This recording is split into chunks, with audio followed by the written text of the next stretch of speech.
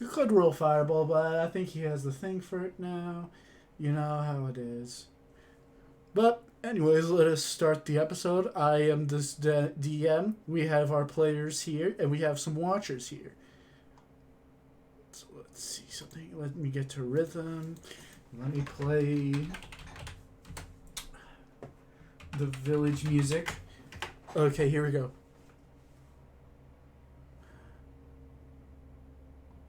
YMCA. YMCA. Man, I love the village music.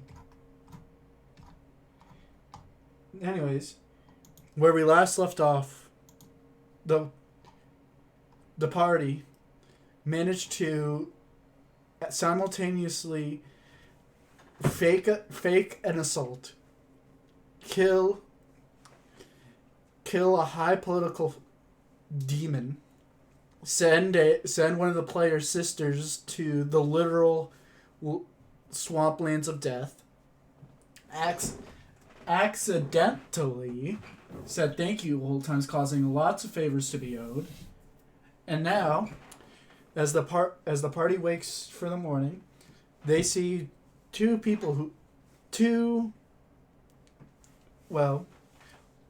acquaintances who were gone the entire day yesterday, which you didn't really get to see where they went. Crispy and Melina, as you walk into the household where everyone's waking up again, what do you say to the party, Crispy? As they must be, or rather should be, a little bit intrigued or concerned about where you went.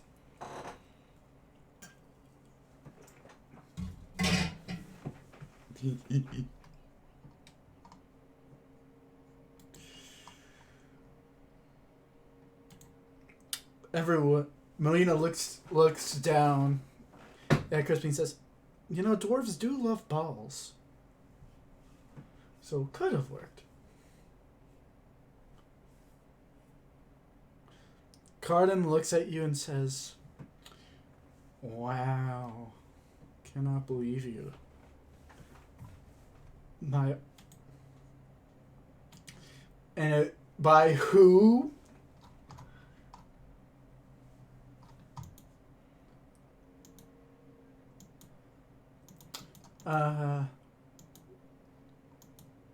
Anyways.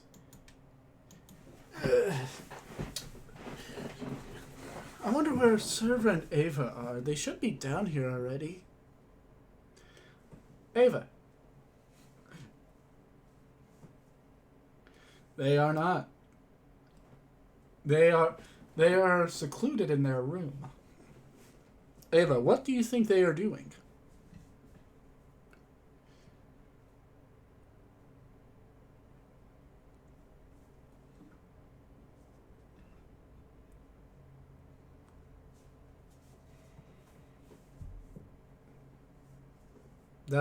That's a close one, but the real answer was your mom. But anyways, Server just kind of like looks a bit tired, as she literally was about sent to the worst place on the continent as a political sacrifice. As she looks at you and says, "You know what? I think I'm just gonna take a nice long break.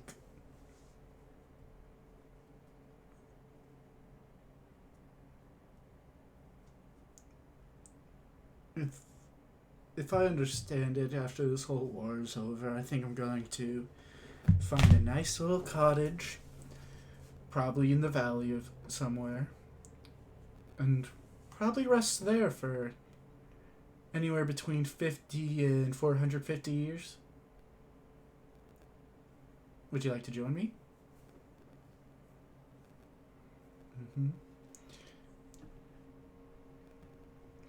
"Well, you could join me. Well, just come back here, give me the word, we'll disappear where no one will find us, make sure none of this insanity happens again, and, enjoy life."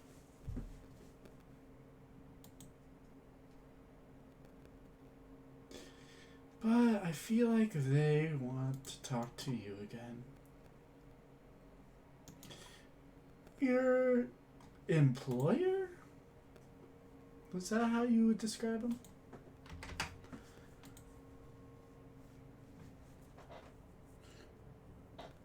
Well, I think that considering your long list of people you have to kill and gods you have to dismantle, I think they're going to be leaving very soon.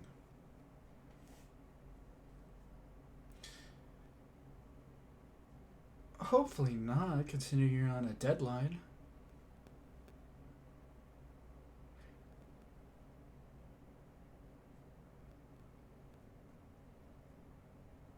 Mm-hmm.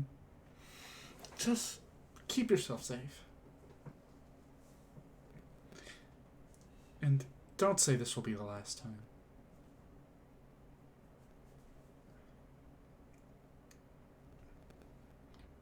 Else,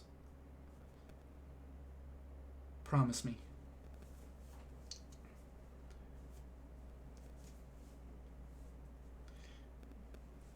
If you don't, then I'll have to take some matters into my own hands. You She gets up and walks out of the door. And as you quickly follow along, you see that she's making a beeline towards Keone.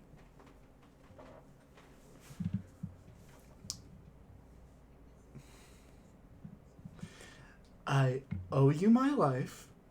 I am forever in your debt, but I would like a deal.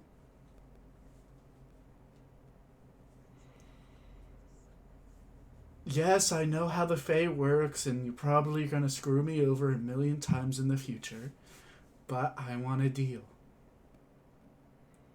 You protect Ava and bring her back in one piece, and I'll do anything for you.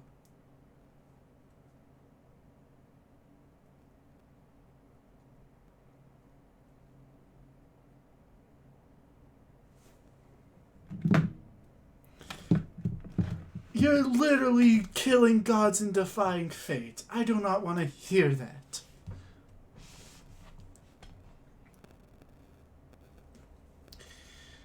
Ava?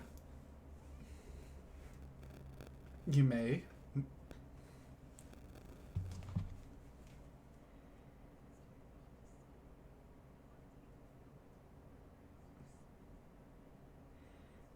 Yes. But there's one thing you do not have yet.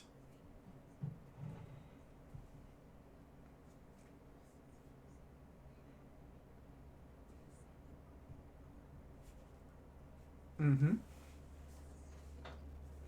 And now this will be the stupidest thing. Would you like my soul? No, I want...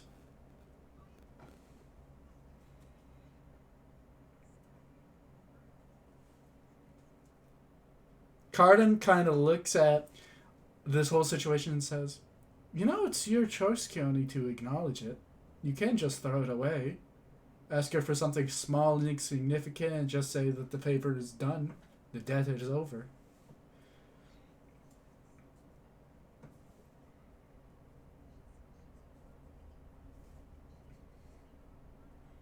So, take it from her. No, take it and say that she cannot risk it by selling her soul or doing something stupid like this again.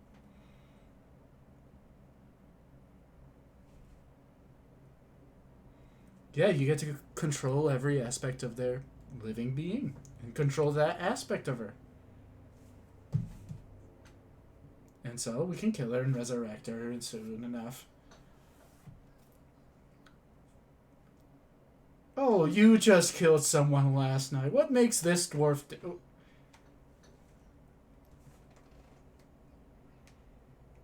So, that's...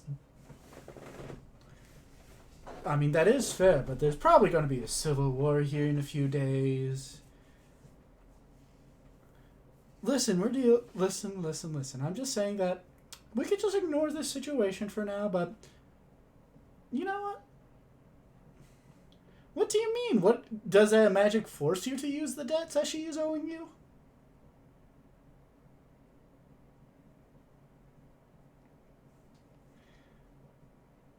Yes.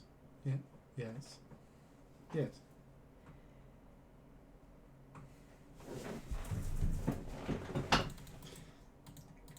You know me. I was the best student. I definitely paid attention at every lecture.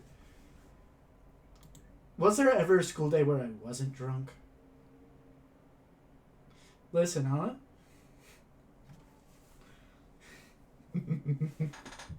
You watch as he laughs as you notice that he does have an empty flask in his hand as you speak to him.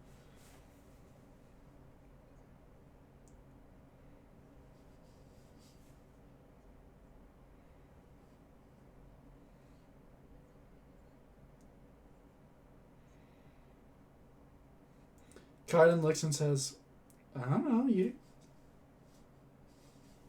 by what standard?"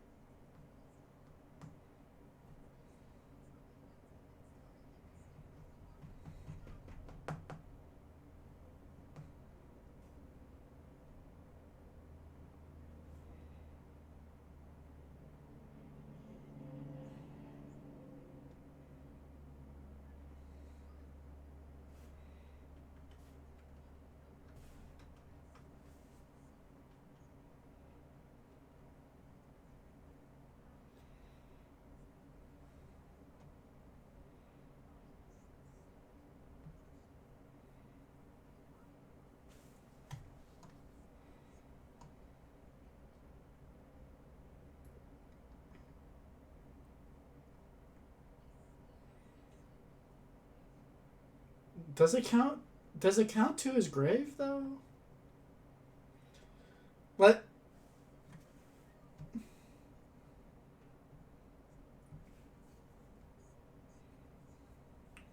That would be pretty funny, but so why don't so so just make her servant.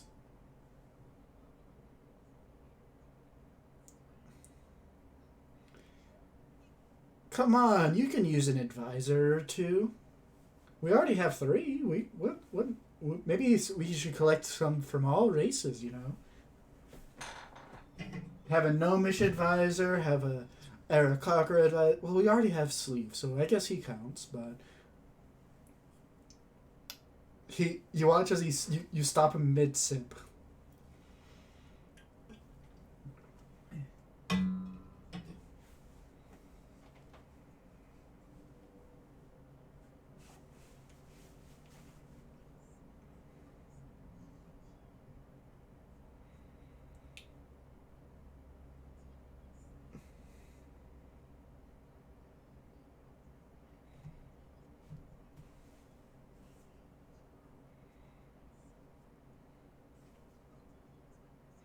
So it's the same as living on the mortal realm.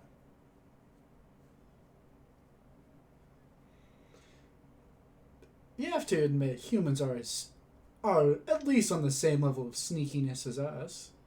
They can definitely learn, that's for sure. Like, I get you have like a little bit of a god complex. I mean, that is granted, you are a god.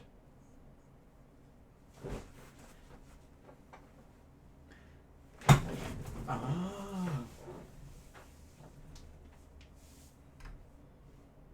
Literally?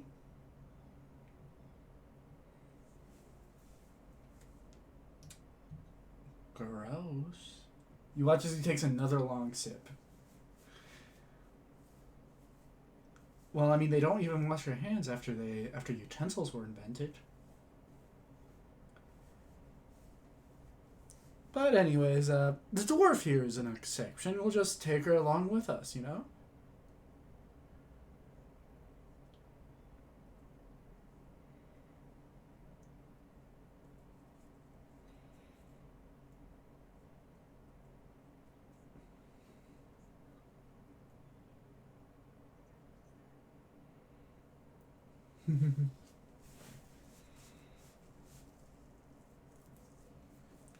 Well, that's not the thing, though. She promised her life.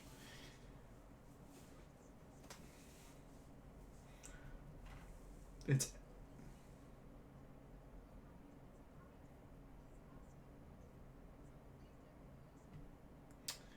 she's kind of like she's like looking around for a second. Says like, and you hear her whisper underneath her breath, "I fucked up."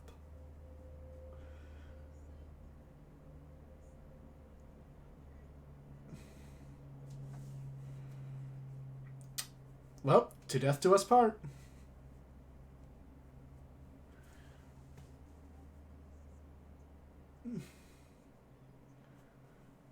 Well, no, you have to fight her because it's her life tied to yours. No, I'm talking as Cardin. It's all right. So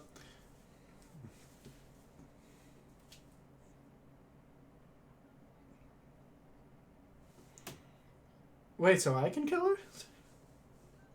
Then then what are you saying?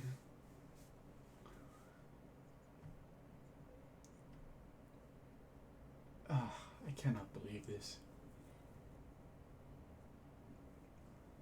You watch as he just kind of looks around and says, "You know, I'm drinking some Fey wine. This is some bullshit." He's already drinking a whole thing of it. Oh, god damn it. No! No, maybe, no, maybe. I'll let you read it.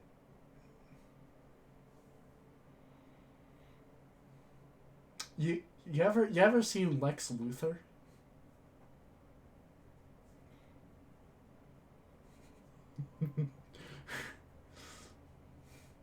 you you watch as as he drinks the wine, all of his hair falls out.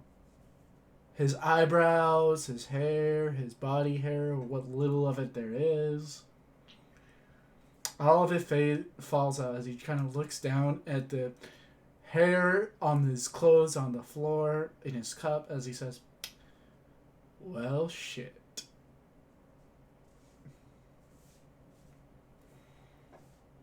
You don't even have hair, little kobold.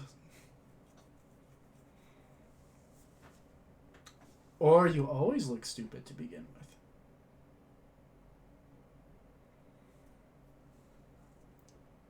with. Fair enough. Anyway, here's your tea. Roll a d100.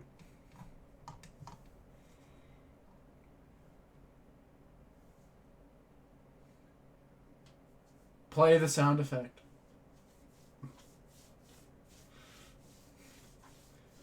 You watch it now. Everything now, the whole house is covered in fog. Well, at least no one can see me now. Anyways, little dwarf, you fucked up. You are now indebted to a fae for your entire life. Have fun with that. You're right, an archfey, and so your soul is you'll probably die soon enough. So you won't be indebted for too long, knowing this war. Sorry to say that for.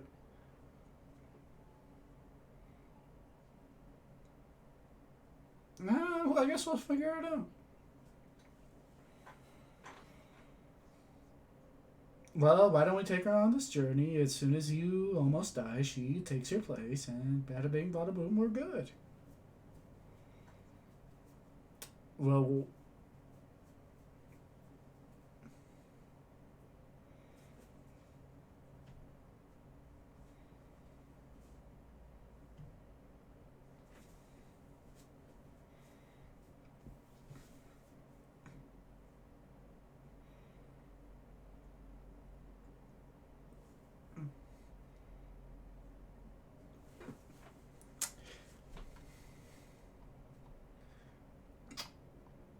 Car-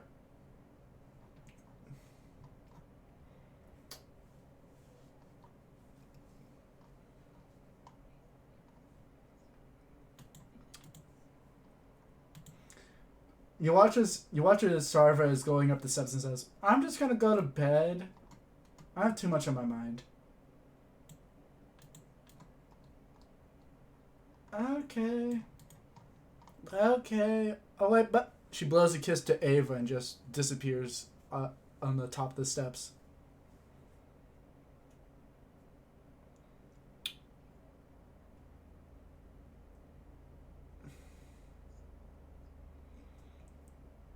The husband kind of look.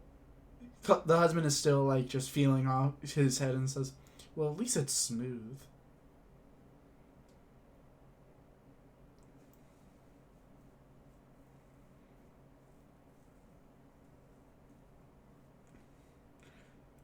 I'd say that's even more your fault.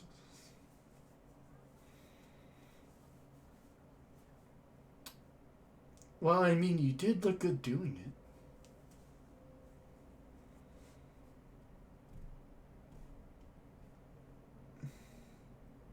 And anyways, Crispy, where were you yesterday? Okay, let me ask someone else. Marina, where were you with Crispy yesterday? You watch as she's like kind of like still recovering from this entire scene and says,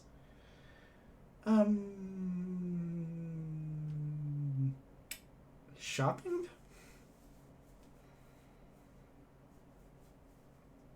And a canoe.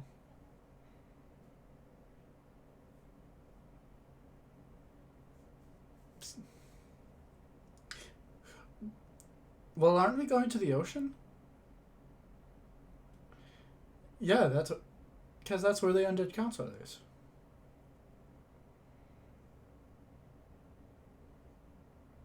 Well, I mean, they can just. Well, I don't know. Why did you buy the canoe?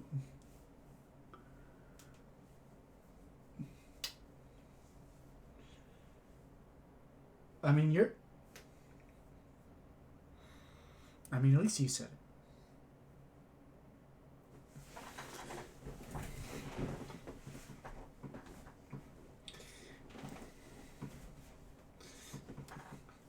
Carden kind of looks at everybody. You watch as Carden kind of looks at everybody and says, "Well, we can take the mountain bridges."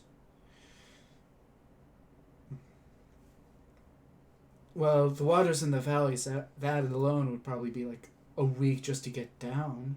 While on the mountain bridges, still a long journey, going across the tips of the mountains on old rickety bridges until you make it to the ocean front, but it can work. Last time we did, it didn't end well.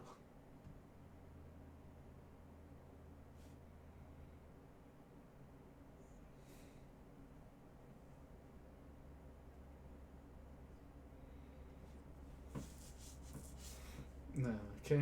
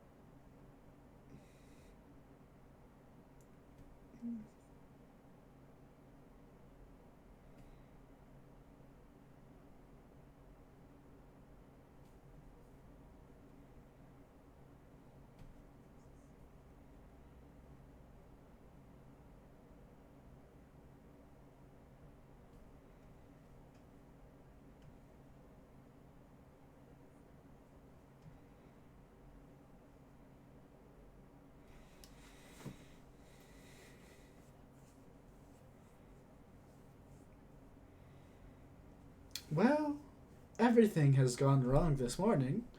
Do we have anything else? Does anyone want some Fey tea? Maybe I can be another. Maybe they could be another bald person, huh? Wouldn't that be fun? Bald buddies. You watch as he smacks the top of his head, and it's just. It is very pale. It's like No, it's like a different shade compared to his face. And he looks kind of... I'm trying to make the best of a bad situation. Don't add on to it.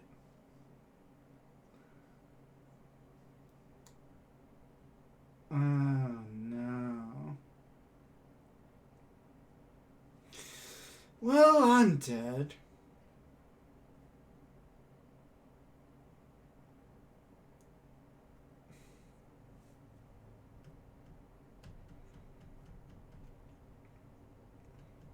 Well, you know how I have a lot of information on the Undead Council?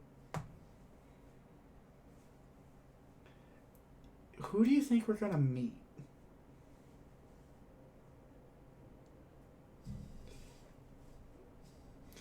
She hands you another...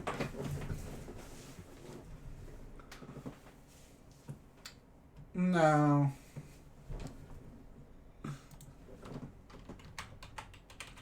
He has already taken a sip. You... Ooh!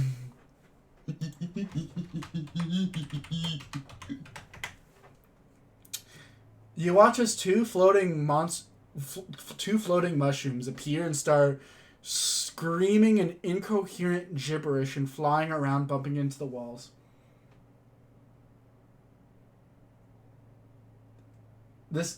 You're gonna stab a flump? You're gonna stab... It is... I'll send you a picture. I'll let you just...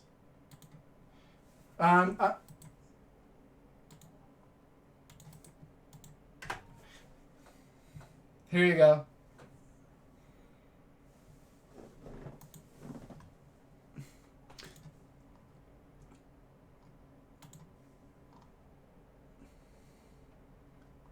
Yeah, but do you know why they're screaming?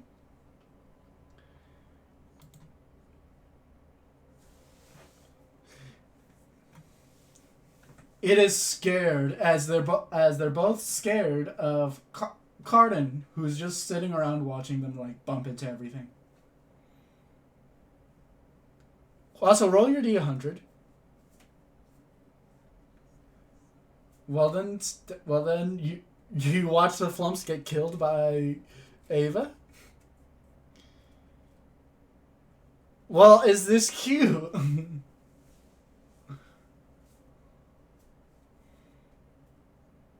Roll an attack. They have 8 AC and 6 health.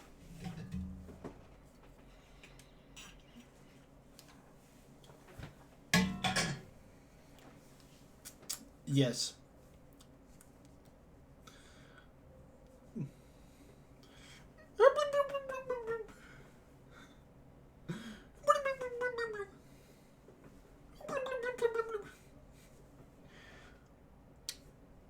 Do you shoot it with your gun? You don't even have to roll for this because there's such low health. You watch as you stab it, and you immediately watch as it falls to the ground dead. The other one looks and screams in both terror and sadness as now its friend or companion is dead.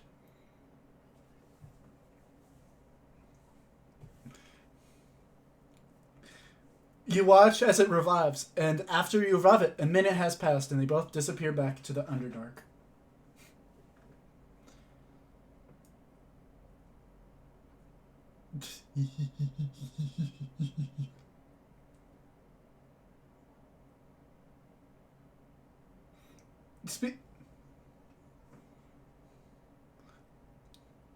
I would have, but my head would have been cold. Speaking of which, do you have a hat? He looks to one of the servants. Do you have a hat I can borrow? No, I don't trust your fashion sense. You've been stuck in a tower for how long?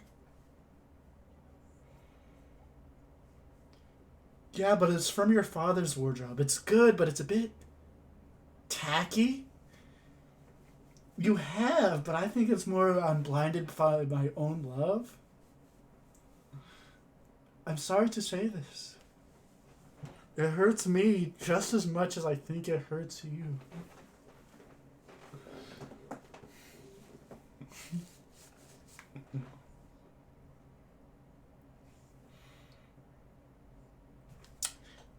Ow. Uh, well, I can't say I didn't deserve that. As you watch as a server comes back with a nice little top hat, which he puts on to cover his bald head. What? Now roll that D100, Ice Queen. Yeah.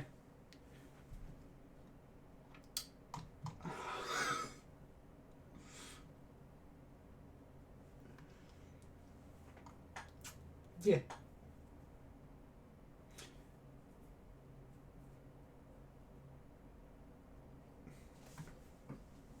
Yeah. Anyways, you watch as Cardi gets up and says, "Alright, I'm ready to go to this council. Is everybody else ready? Do we need extra time and extra supplies? Everything okay?"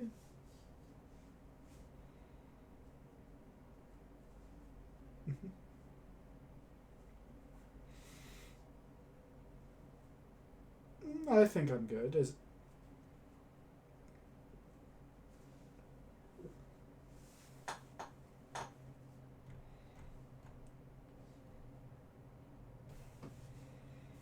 Mm-hmm. Okay, so everybody.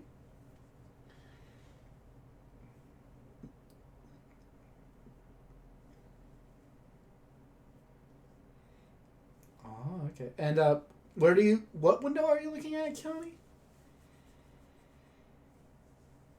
Yes, and you see that you see Cardin now has a top hat froze onto his head.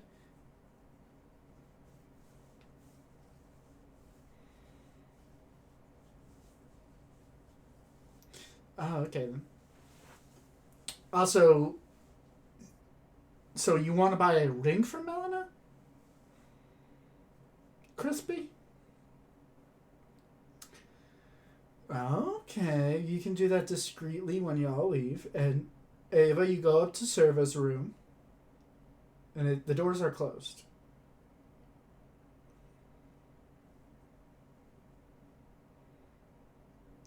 You do so, and the whole room is empty. You don't see her.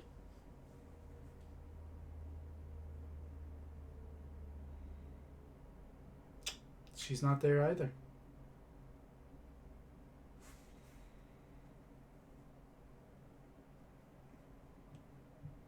Make an investigation check.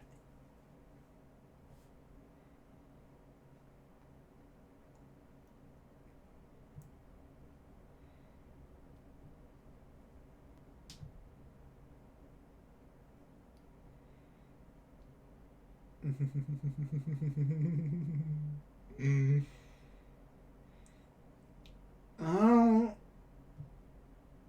you have no clue. uh,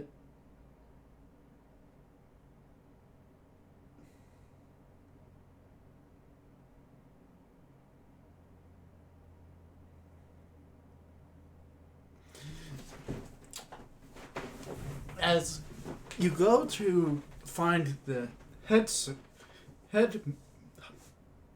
servant, you find him in the halls, kind of helping some construction workers build up a wall that was destroyed of recent. Now as he looks over and says, "Ah, Serva's gone."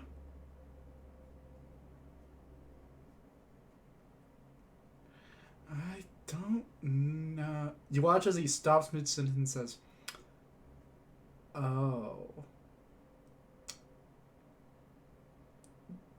follow me." You watch it. You watch as you follow him, and you follow him back to the storage room where you all came through. As he opens it up, and she's not there. As he says, we could have a problem.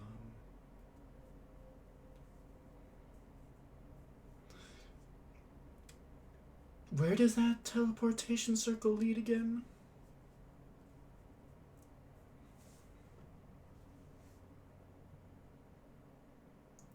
it. Okay, I'm gonna have to. It doesn't lead to hell. I'll give you that much.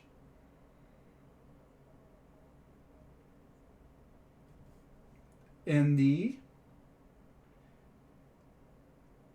Mm-hmm.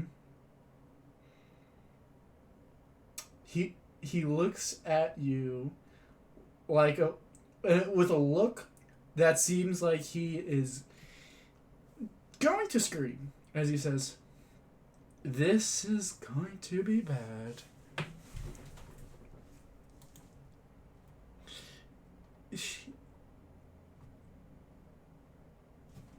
You each, everyone hears her scream except for Keone, who is outside and walking up to the High Council. Everyone, do you come towards the scream? Crispy?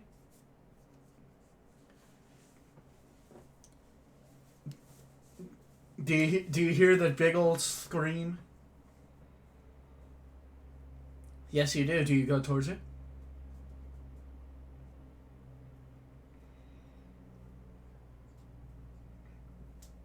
You walk out the front door then. Okay, so let's start off with so we're gonna go with Serva Daylor, then we're gonna do Crispy Molina, and then we're gonna do Keone and Cardin. Well, you didn't notice, did you?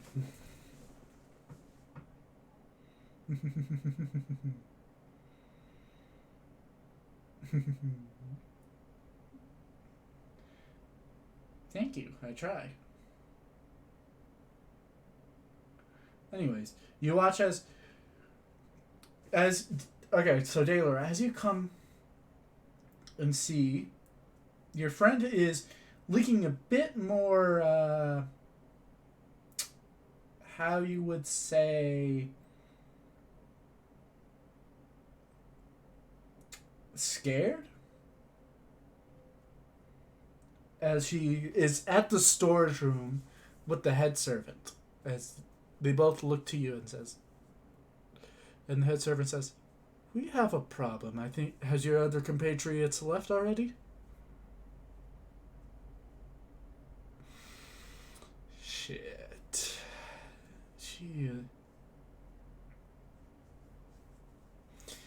She's in the Underdark. Probably she is a warrior at heart. She's probably trying to well, make herself feel a bit better about herself through the act of honor killing. What was down there again? Oh, shit.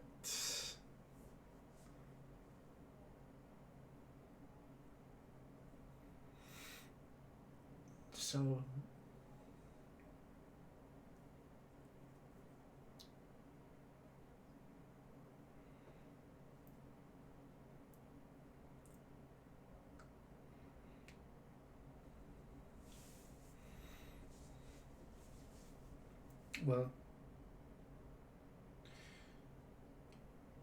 Well, this is a beautiful scenario of heartfelt friendship and wonder, but I am gonna ask that you leave immediately, as so that the lady of the house doesn't get herself in too much trouble.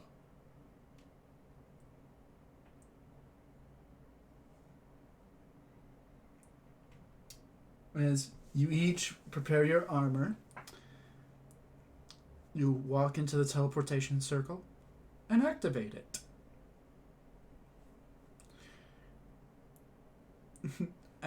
And you both you immediately teleport to the site of the balcony where you see Serva looking down at the giant teleportation circle to the abyss, and you see that she's currently taking as much rope as she can and trying to make it so she can get down there without dying. And it's still... What? What? Trying to get to the big one. Because there's something big down there that will give me a lot of satisfaction when I kill it. I need that dopamine rush. What do you mean, no?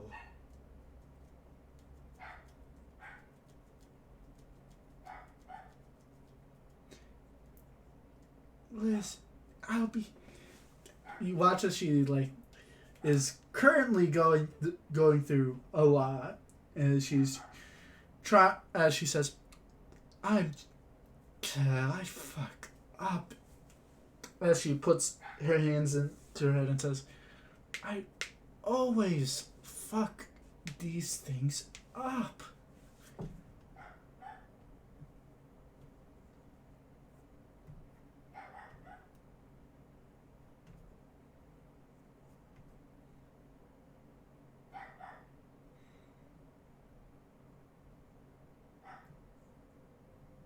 It's insanity.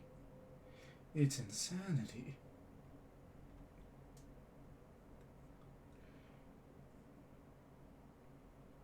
You have to. You could have just accepted it this morning and everything would have been grand. You could have lied to me.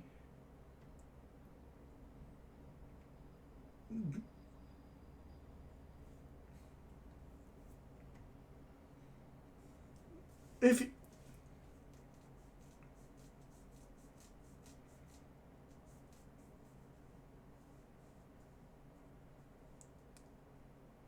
You watch as she does a full, like... She's still holding the gauntlets of ogre power, right? Because she hasn't given them back to Keone yet. She just gives you a hug. Full force. As she says, I'm not letting you go. Make a dexterity saving throw. Yeah. Damn it, I put an F. 26. You try to wiggle out, but she has an iron grip on you.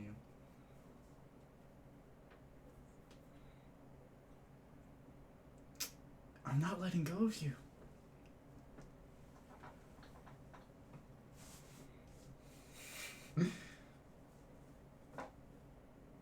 You watch as she loosens up a bit, enough for you to try and escape again.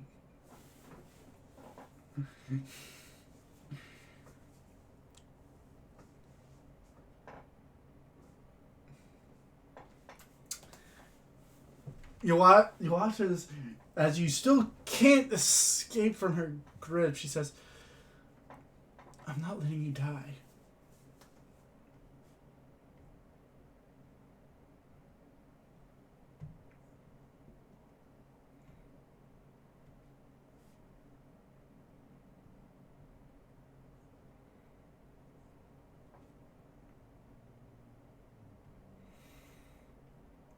Why can't you just learn to lie? You watch as she lets you go.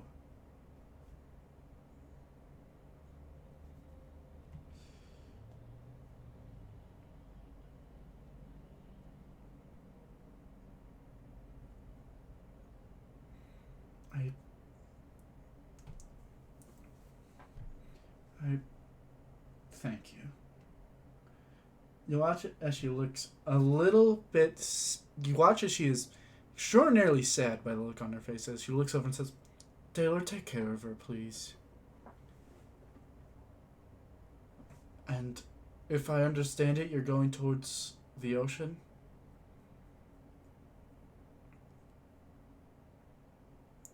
And... Well, if you talk to the High Council, they have... Each of their holds are connected through magic circles, so if you head towards to Blackbeard's, you should be able to get to the Umbral Sea. Just remember that that's where your wedding is.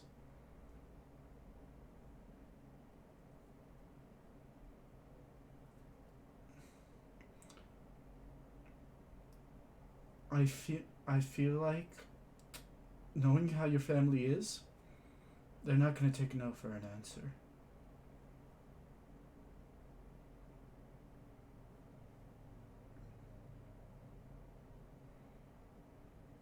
Th- that is true.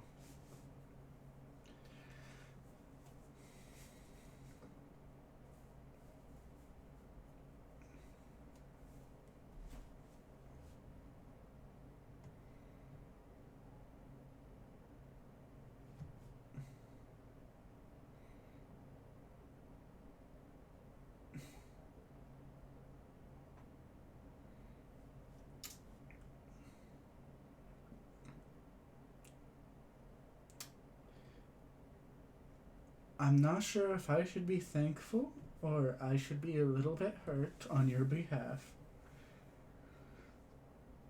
I'll just.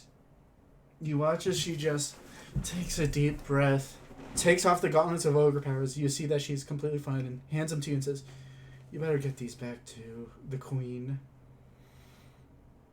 No, not. I. I just need a rest.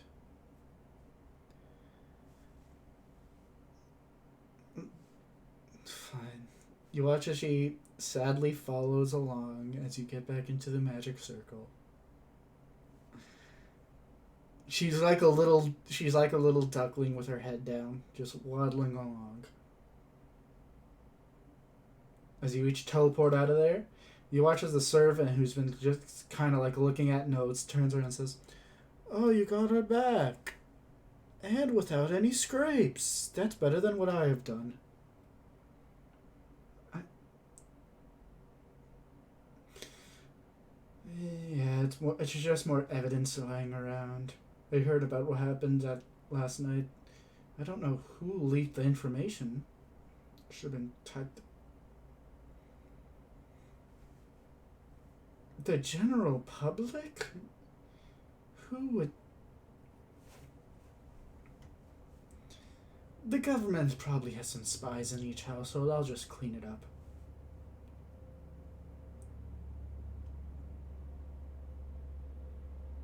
Cast investigation?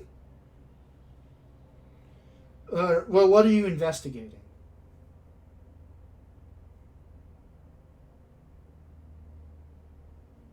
Oh, that's insight. You may roll an insight check to see if the head servant is lying.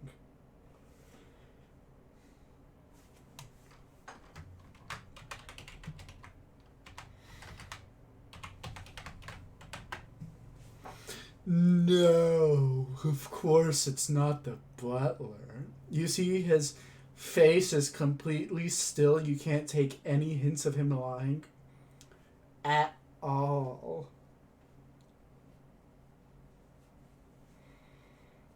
He seems completely trustworthy.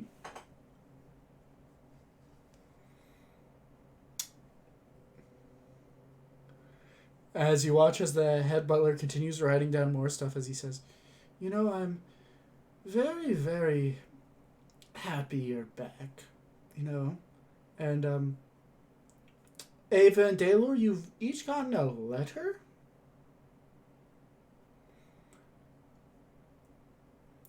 No, this time it was.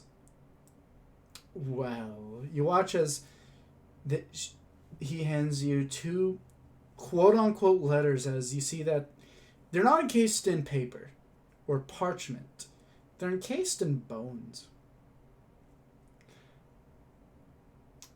As as you see as you see the letter now states,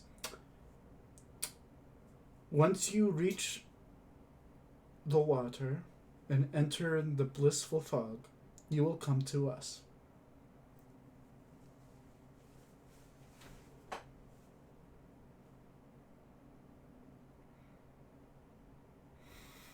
Mm.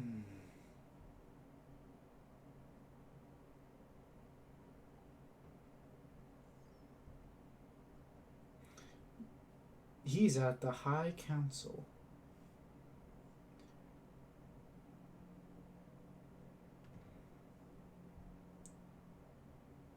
You leave the house. Crispy! So as you leave the house, you watch as Melina is following behind. As you see, she's wearing a beautiful, beautiful dress right now.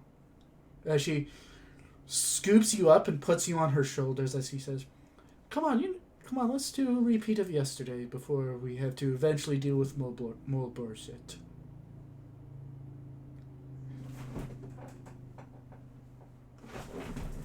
Where do you want to go?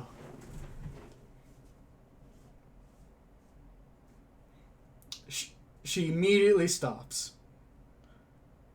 What?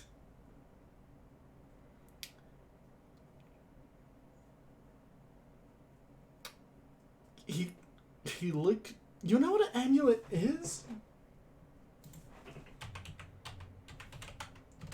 She looks at the amulet, right?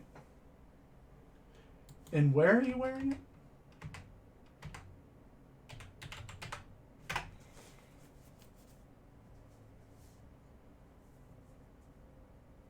And so you for sure want to get me a ring in exchange?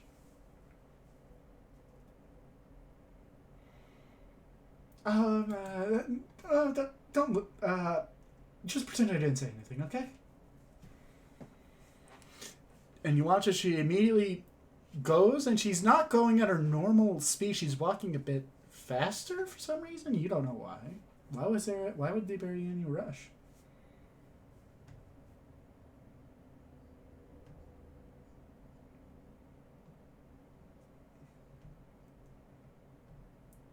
You're right. But as you each walk, you watch as she enters into a jeweler's shop where you see many beautiful rings. As she says, "Are you going to pick it out for me, or should I pick myself out one?"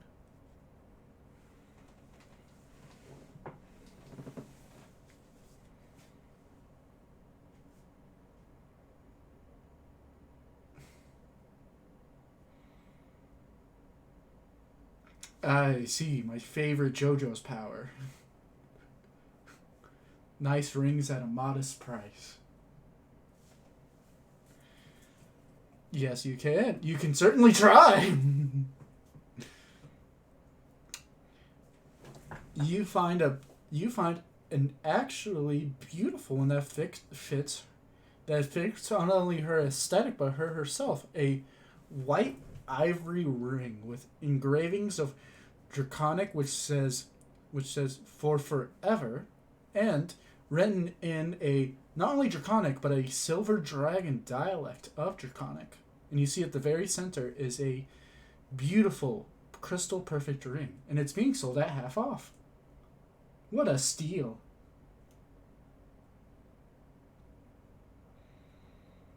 You see as you raise your hand, you see looking over at you seems to be a small gremlin man. What you want?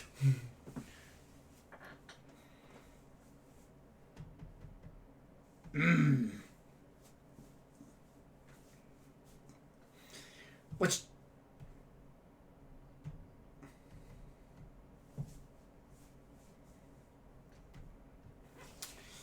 people think draconic is curse?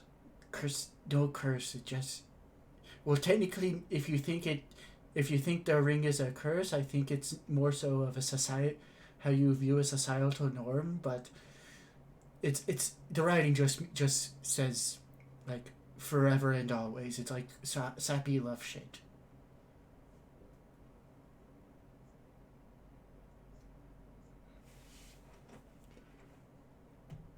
Oh, you got real catch, huh? You remind me of brother.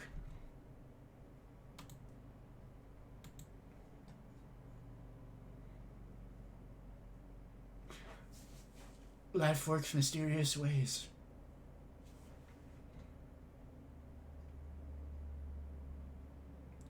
Living the life. You see, I got the same way, you see. I accidentally made a deal with someone called an incubus. But now I work at this jeweler shop, and he works upstairs. He very weird. He won't whip. I know, very, very complicated. Like, I have to admit, he did have black hair. I got.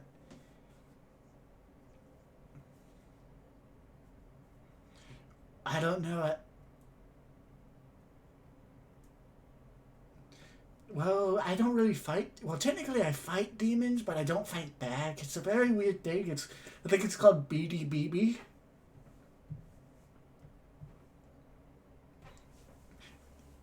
I don't understand. I just go with the flow.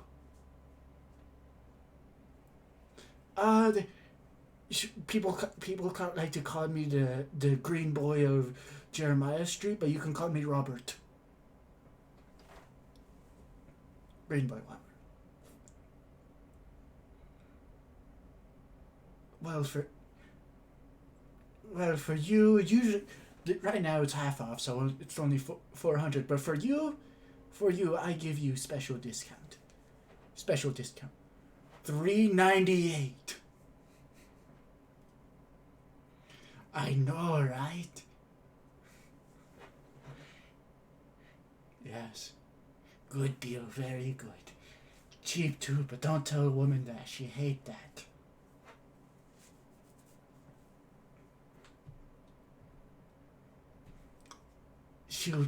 You see, you definitely got the good. You see, you're very frugal. Women look. Like you emanate and look at your clothes. They look fancy, but they're not. They're not cleaned. You don't take care of yourself. It's obvious to tell. Women love that.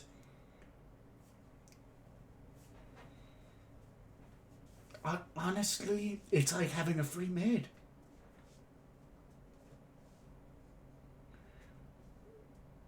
Yeah, you have to set boundaries, especially before you give her the ring.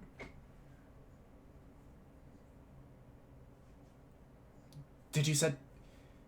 Did you set boundaries with them?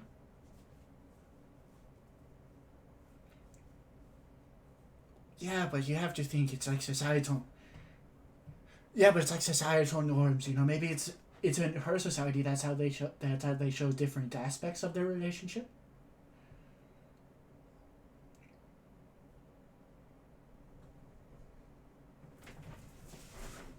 Kings and queens. Maybe one day. Like in chess? Okay. Listen, I'll just give me the money. I'll give you the ring, and wait. Give it to.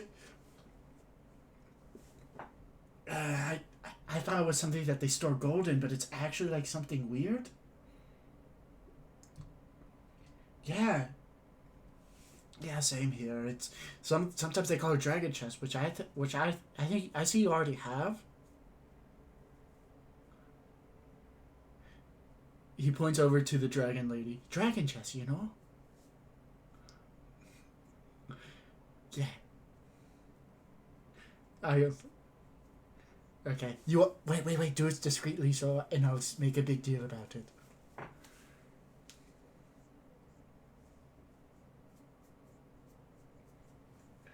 Oh, you are very welcome. Very welcome. Here, put it in this giant chest, so everyone, so I can hide it in a very special place without people knowing. Okay, hurry, do it now. I can't keep the ruse forever.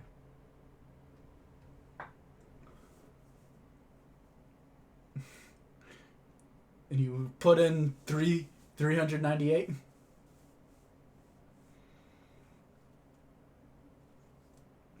As you do, you watch as his ears wiggle as he says, "Oh, you are very, very nice, man."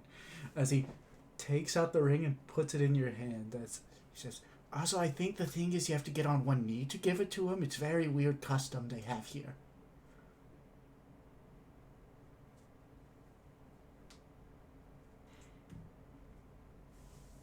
Ah, yes, time is of the essence, though.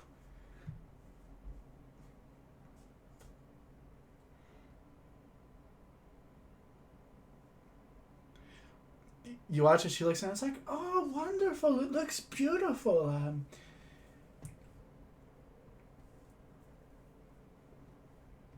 Mm-hmm.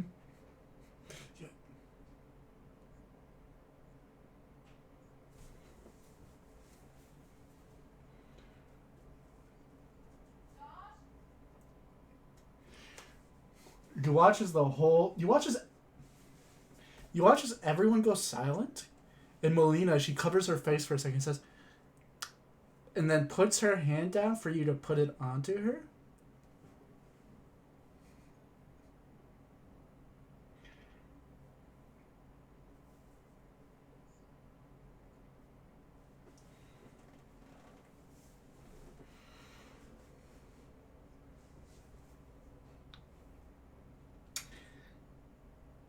You put it on a actually roll a 1d10. Let's see which finger. And on which hand too. That'll be cool.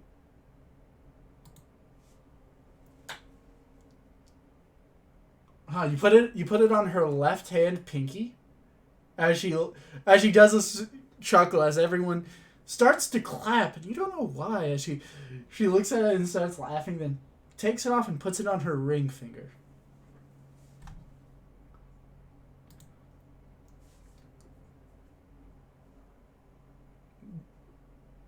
You watch as she picks you up and just picks you up and holds her to you, like just squishing you almost, as he says, let's go back to them, okay? Let's share the good news. And immediately, like, she's basically like walks out with you like that the entire time. It's very strange. Goodbye. And now, Keone and Cardin. Well, why don't you ask me some questions about it? Yeah, you can ask me out of character. Damn. Cannot believe it. That's your excuse. Anyways, you watch us as you walk up and finally make it to the top floor. It took you a long time walking. Like, you don't know how dwarves do it with their stocky bodies. As you get onto the top of the steps and take a deep breath, as you hear behind you, yeah, it is a long walk. As you see Cardin's smarmy ass face behind you.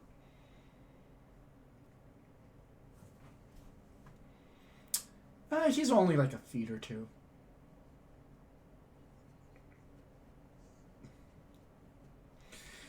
Dear Lord, ow! Ow! I'm like a foot away. There's like... whatever. You watch it. You thought wrong. Everyone makes mistakes. Don't worry about it.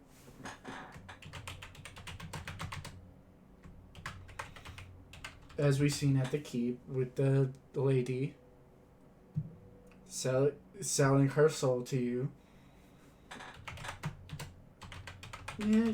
Anyways, let's talk to the council. I'm sure they're here for like another day. I don't know how dwarven politics work, but considering they are a slow-moving people, I imagine they don't immediately leave.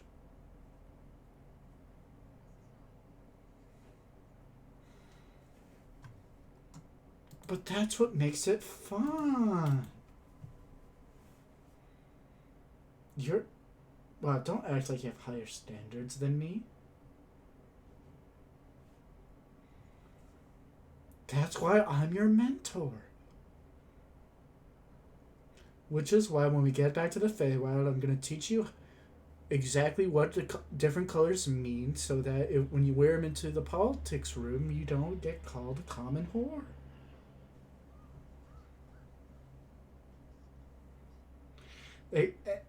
You see, judging by your reaction, you didn't expect that at all.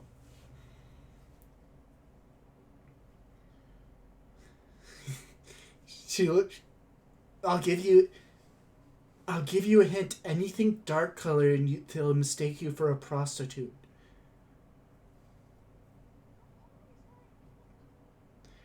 How do you think I get so much information, love? Do you think they just give it to me? No. Sometimes. No. I've never been. I haven't been into pop. Sure, go for it.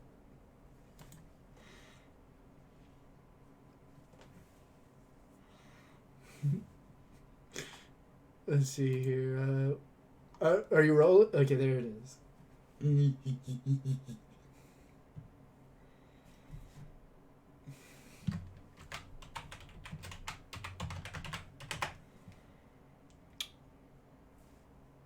Who says?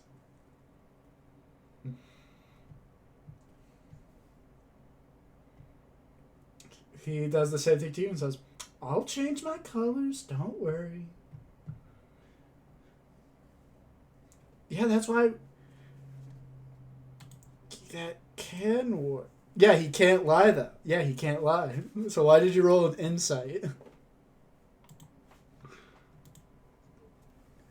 I know, but I always just like to roll no matter what. Because if I don't roll, then you guys will automatically assume that he's telling the truth. Where's the fun in that? Shh. Anyways, you watch as Carden just kind of looks at you and says, you better be glad you've been wearing light colors, because if you haven't, well, let's say you would have gotten a lot more people asking you for dances.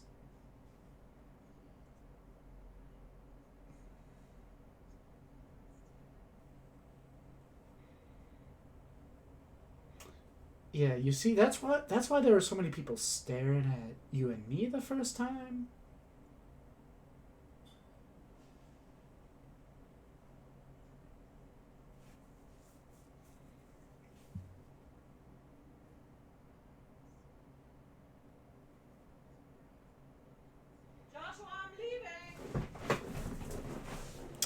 Well, she also dressed that way too, so I think it wasn't on purpose.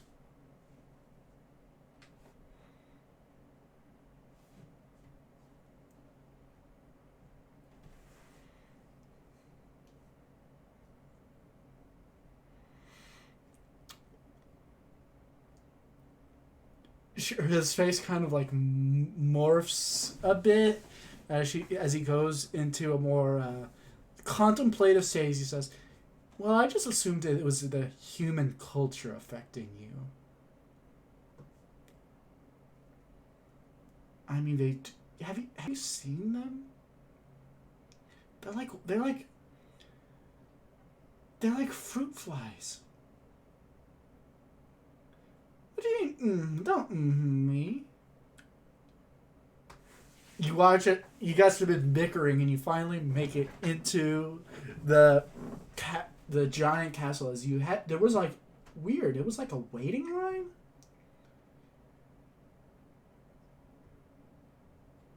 Well, what else would you call it?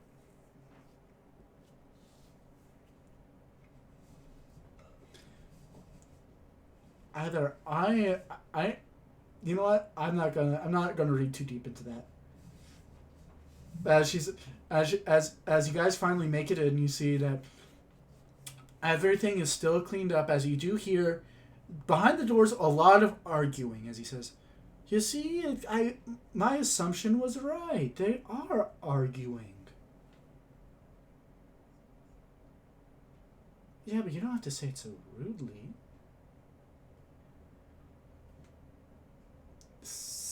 So?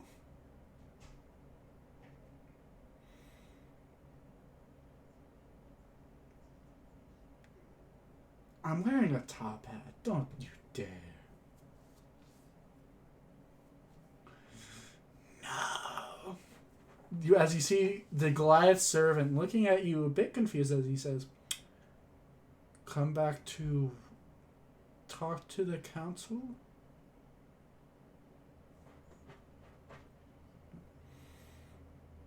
"Let me lead the way," as you follow him up the steps, as he holds open the door, and you see that the Dwarven Council are fervently arguing, speaking over each other and whatnot.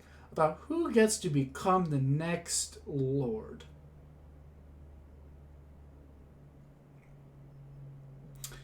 They all look over, and you see that they kind of quiet down as, you're you. As one of them says, "Have you recovered?" "The miracles of modern magic." As one of as the one that asked you this, water spear, is kind of like looking a bit more relieved as Blackbeard said, "I'm glad that we killed that demon. I should have known better. I knew he smelled like, well, let's say I'm allergic to cats."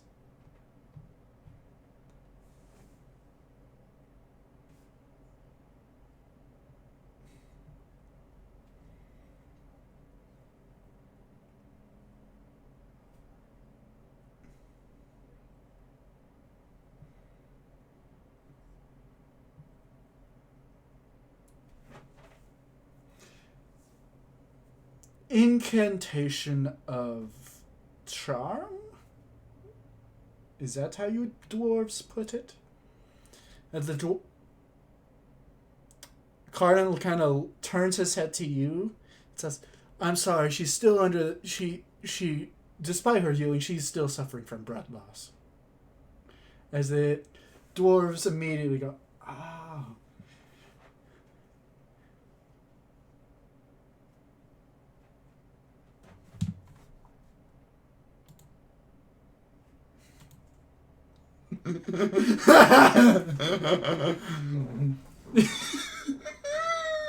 Anyway, Cardin looks to the... You watch as the dwarves go, "Oh, I'm so... Well..." You watch as another one, Ironskin, pipes up and says, "Well, I'm glad I got to at least stab him once. He was always kind of a dickhead towards me."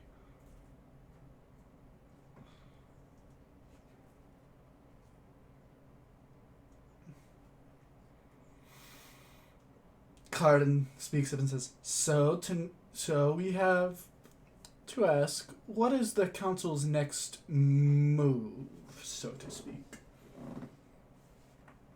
As the council immediately, as everyone tries to pipe up at once, talking over each other, but then you see...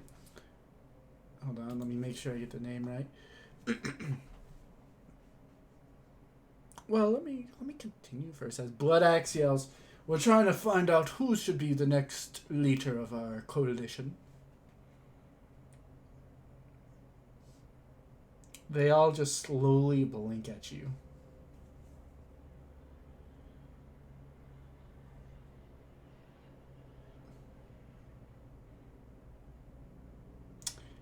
Every one of them laughs.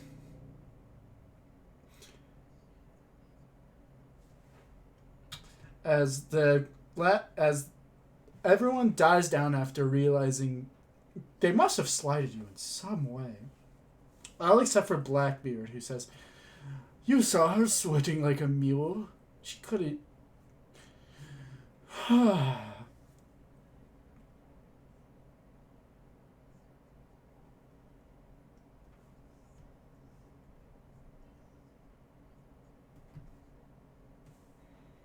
Well, I mean, the human lord was sent without very much commotion. He already left. I'm sorry. You watch as they all kind of go into quiet stirs as Water Spear speaks up and says, we can't... He's already entered the bounds of the service of the Lich Dragon. Taking him back would be equivalent to stealing from him."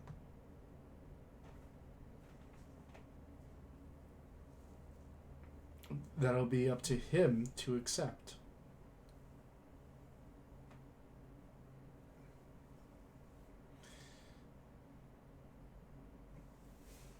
He came to us, destroyed nearly one of our walls while leaving. What a brute.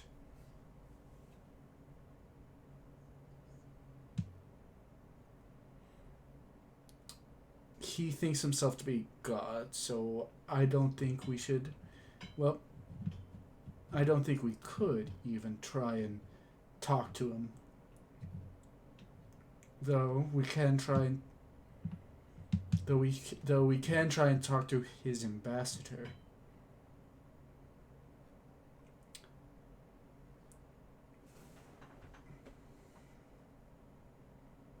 I'm sorry, but you'll have to do that yourself.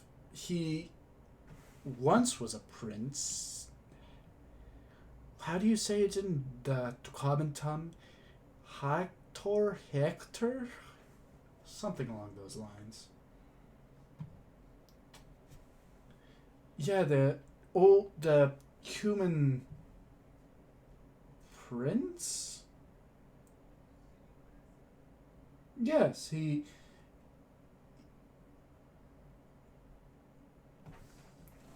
No. I'm sorry, but though, out of this council room, there's like the servants' quarters, so you could quickly excuse yourself to there, if need be. Only the one leading outside and one leading to the rooms where everyone stays at. No, the room where everyone stays at, where it's like the hallway where you got stabbed.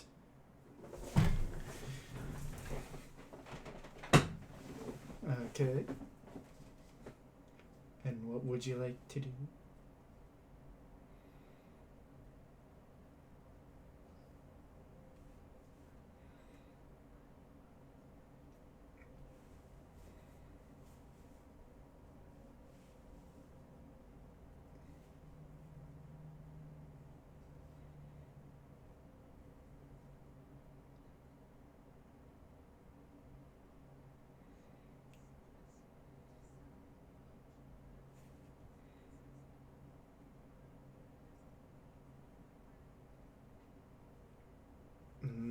Okay. And as you do, what is the purpose of this, if I may ask?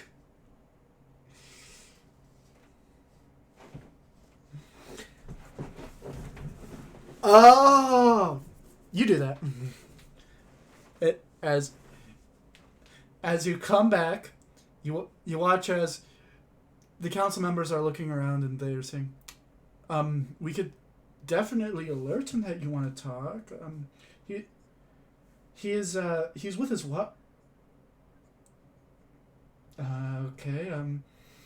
You watch as they call, and you see the Goliath servant reappears as one of them, as Bloodaxe says, send word to the Prince Ambassador and his wife that drow he met at the college, Vari.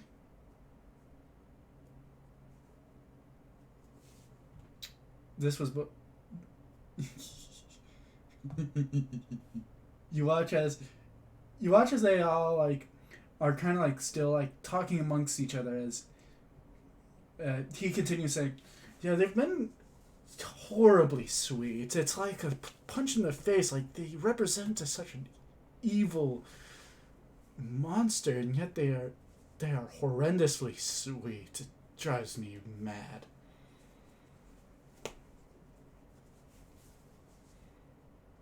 We got that feeling after the first meeting. Especially after hearing the marriage. Can you believe that one of the most powerful men in this continent, got married to, what's her name again?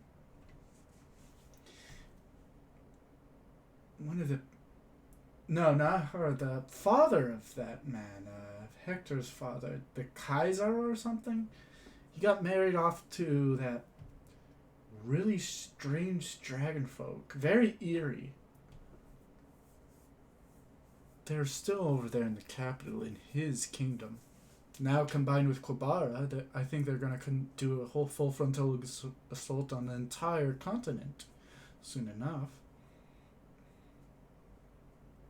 Isn't that crazy?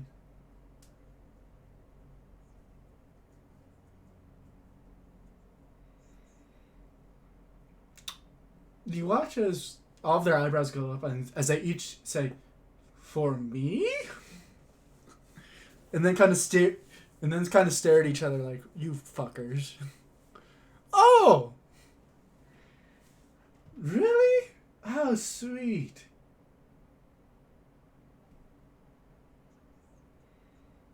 Oh no, there's always a catch.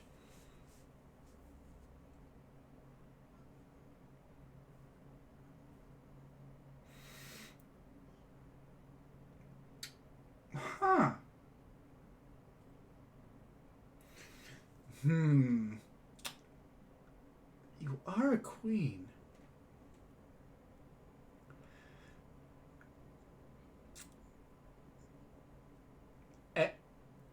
And the wine? Any properties we should know about it?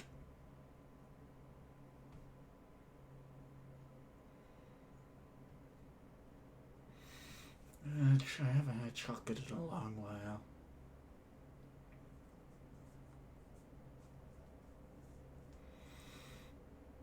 Chocolate and nuts.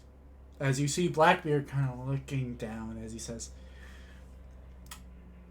and this favor, what? So we have, you will do something for us as long as it's within the day? Okay.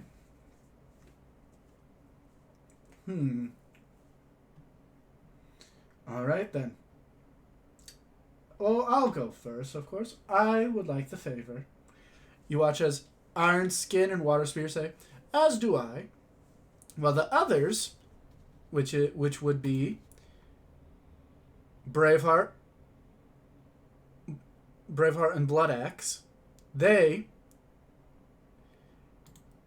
wish for the wine.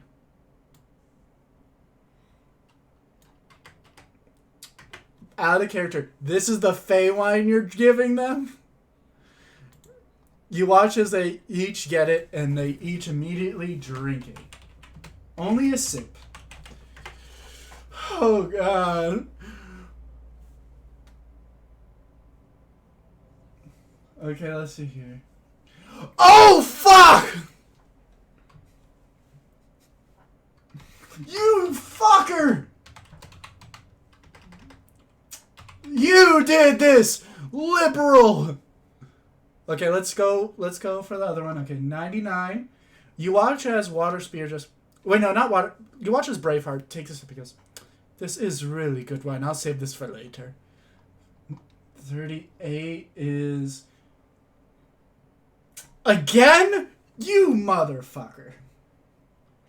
You watch as the flumps appear as they all are screaming, and you watch as Braveheart is just laughing his ass off.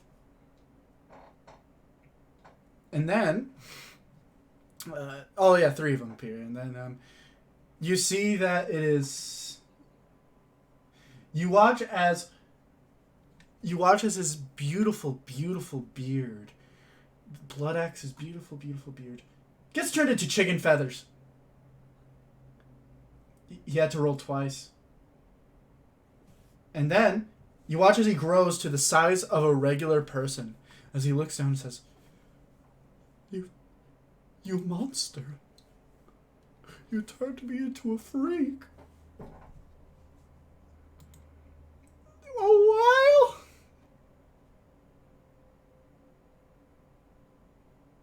Why? Cannot believe you've done this. Yeah.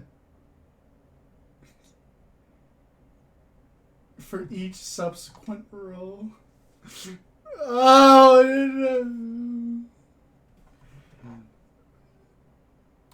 no.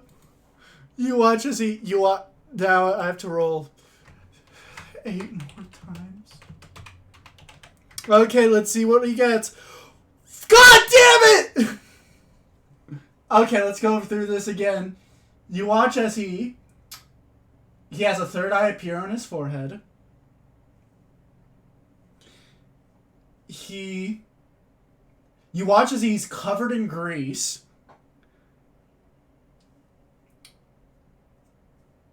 You watch as he is. Please don't tell me. He's turned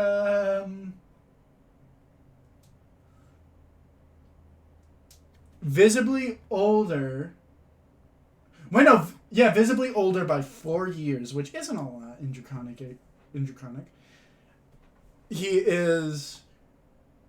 regains 2d10 hit points, but he's already at full, so he's fine. He regains his lowest level spell slot, so he regains a second level. Wait, expended spell slot, so it is second level. Yeah, I read that right. And then 69. Everyone's invisible except for him. As he's looking around, says, "Oh no, I'm alone! What have I done?" As everyone is fucking... Oh my god! Oh, you're right. I'll just reroll once because it's for the meme. It's for the vine. And then 59. He regains another lowest level spell slot as 2 minutes go past as he says, well, he's in a chair, Daylord. But you watch it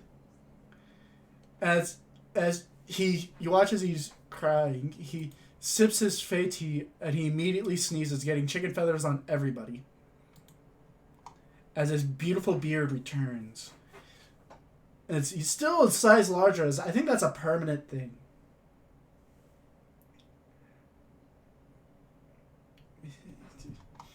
I hope it's not. Oh, okay. And he finally turns back to normal as he breathes a long sigh of release as he says, "Oh, thank the Stone Lord." As he is now in his chair crying as you see Blackbeard and Waterspear say, "Well, it's time for our favors."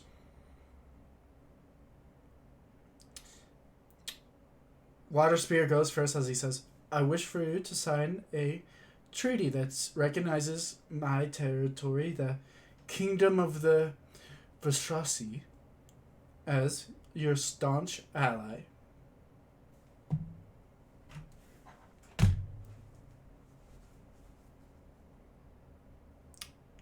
Thank you. As he from a giant bag he has, he puts out a document and a quill and inkwell.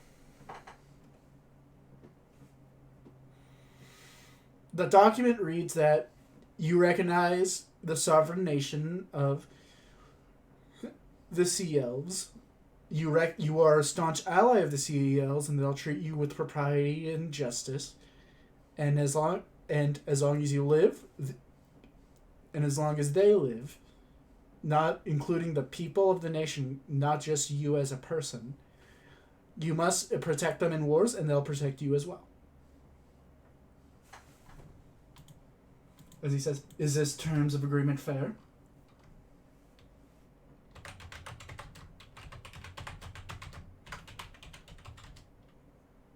Yeah, but I want your opinion.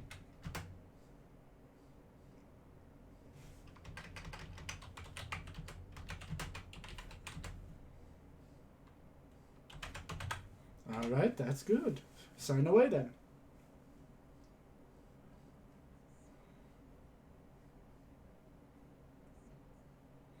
Please don't. Oh, God, are you... Vasim?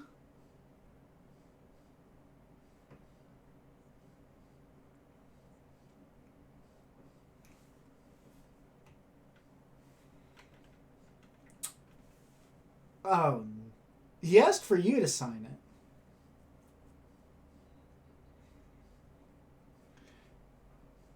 it. Is this legal?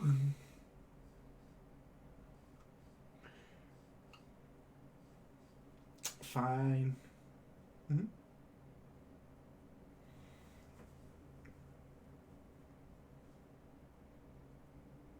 You as as you sign it, you watch as you throw it back to him as he looks at the document and says, "Who the fuck is Lieutenant Forrest Grant?" Fair enough. Fair enough. As you see Blackbeard give a wicked smile, he says, "Oh, I like you."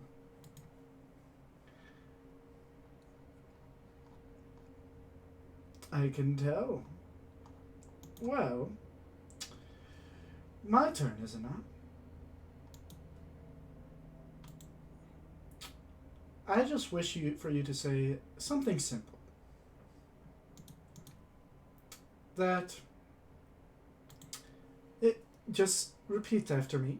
I, Queen of Frost, Keone. And he waits for you to say.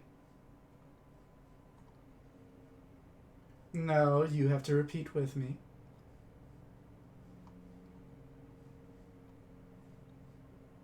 It is simple. And you said it has to be within the day.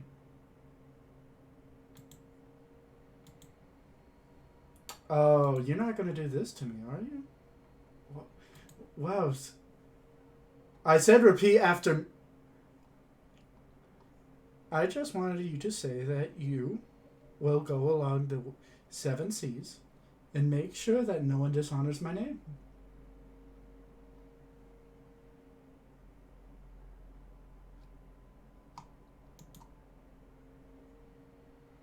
Do I deserve dishonoring? It's not up to you. I don't know. That's not for me to decide, is it not? Oh, simple stuff. Trying to enter my sea without paying the flag tax. If you are not a staunch ally of me, then you have to pay a simple tax. I know. Umbra's Trozen.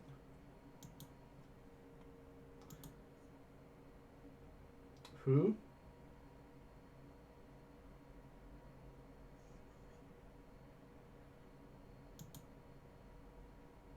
You watch us?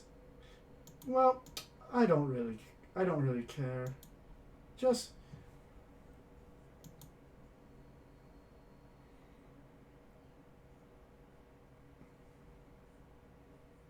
yeah, because I am blessed by the god. What do you mean? I'm already blessed by the goddess of the sea, so I don't see why I need a. Who is this? Poseidon? Is he like your uncle? Are you trying to put Greek myth into my games? He is in 5e.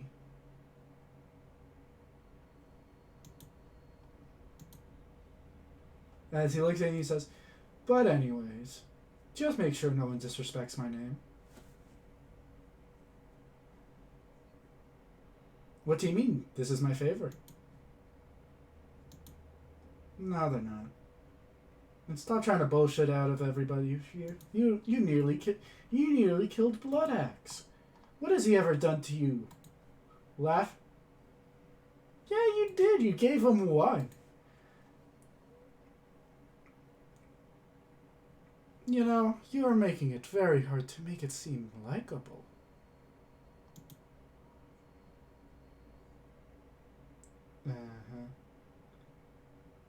Like, if I'm gonna be honest, Queen.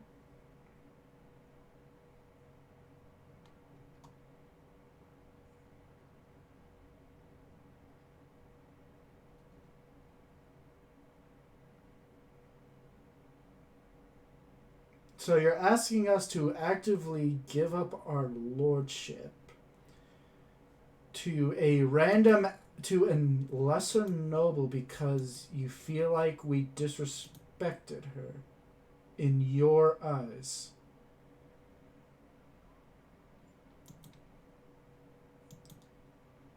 Yeah, one of us. It's not, is it? I don't think an outsider like you can really do much, if anything, in that decision, though. Yes, I am. As you hear a knock on the door, as you see Daylor, Ava, and Crispy with Melina. Enter.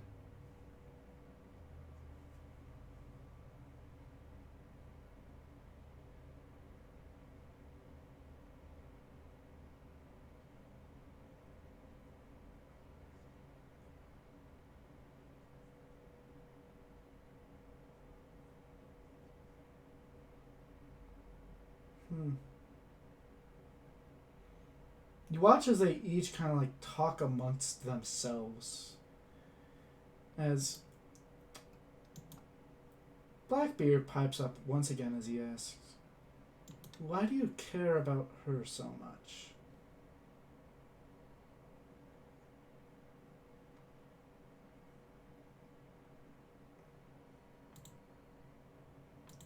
Did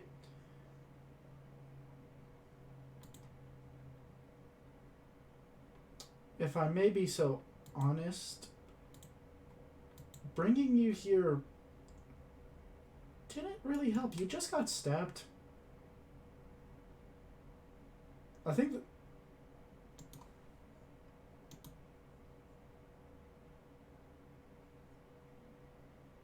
all of which you haven't told us about.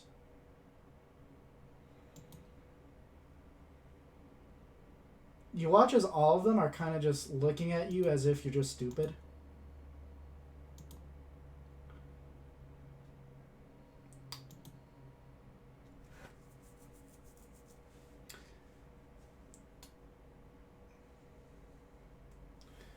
I don't understand what you're getting at. As Waterspear puts his hand on his face and says, "Well, this isn't what I imagined I'm gonna be doing until dinner, but what's a man to do?"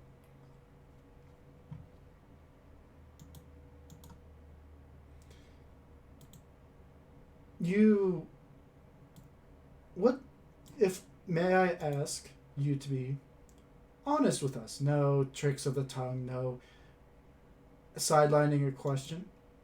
Yeah, but you obviously can't just not tell the truth. We have seen this.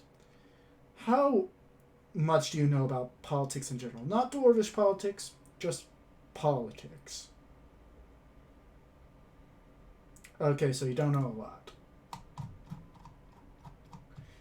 Is it the truth?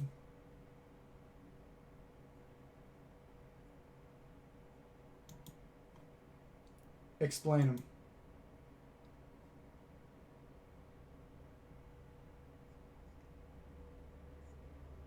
So you are sidelining the question and trying to act as us as lesser beings. You watch as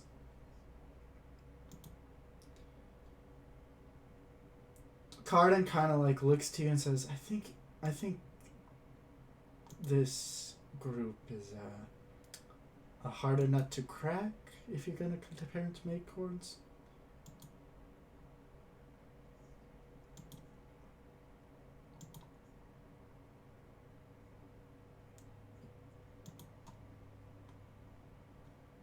You watch as all the dwarves, except for Blackbeard, talk amongst yourselves again, as Blackbeard says, "What family? What family?"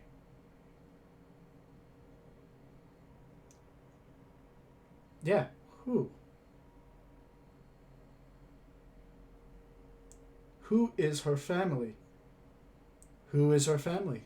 What are they known for? What do they do? No, you don't. Ava, do you know this? You would have known that she is the last. She is the last dwarf of her family hold. Her bloodline dies with her, and her family has been a lesser noble status ever since they have died. When she was, and while she was gone, leaving her finances up to her head servant. They have been through rough times until she had to return, where she has been through a lot.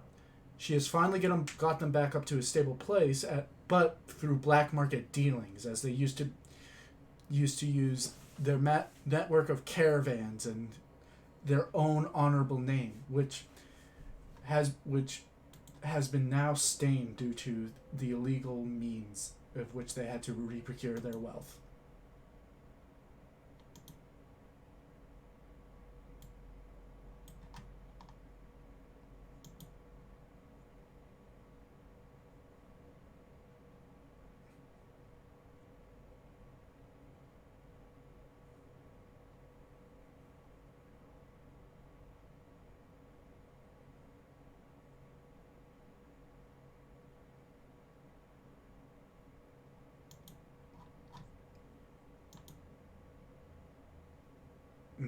Go on.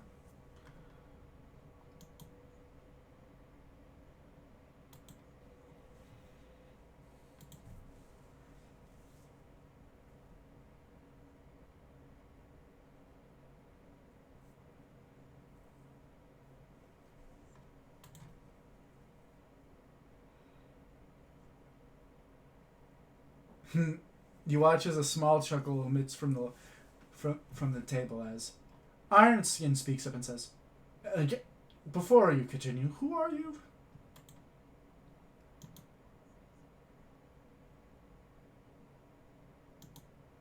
Mm-hmm.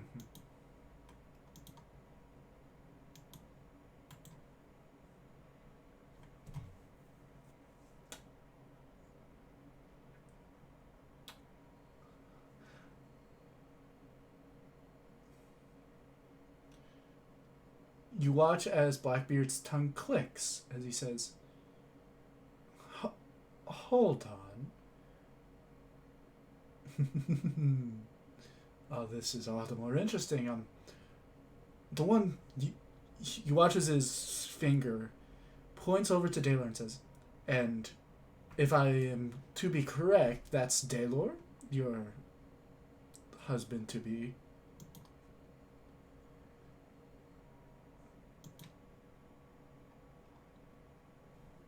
Oh, oh, don't worry, don't worry. Bring it up. You see, all of the dwarf council, to me at least, are like brothers. I share everything with them, even if it's behind closed doors. I cannot. You see, I'm a lot like Kun here. I cannot tell a lie. The difference is that I do not skip around the truth. So go ahead and tell me, young dear, why would you be so, well, against being married off to a old friend? It's not like you have a ties to a certain lonely dwarf, or is it?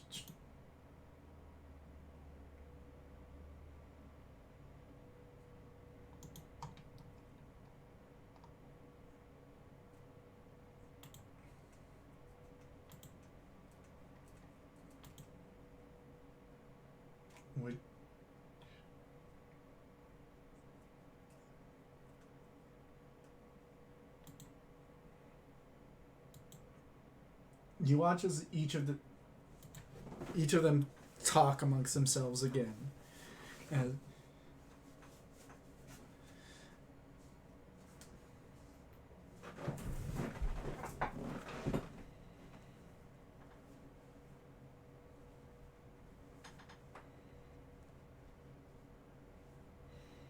hmm. Very well. Continue on, young lass.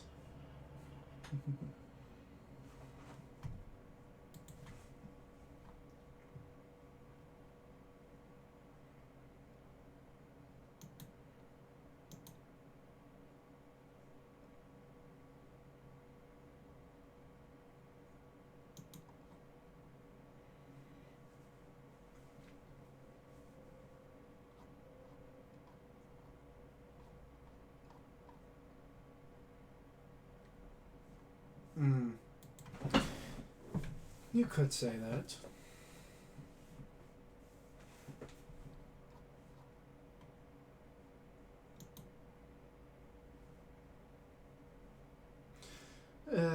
Yes.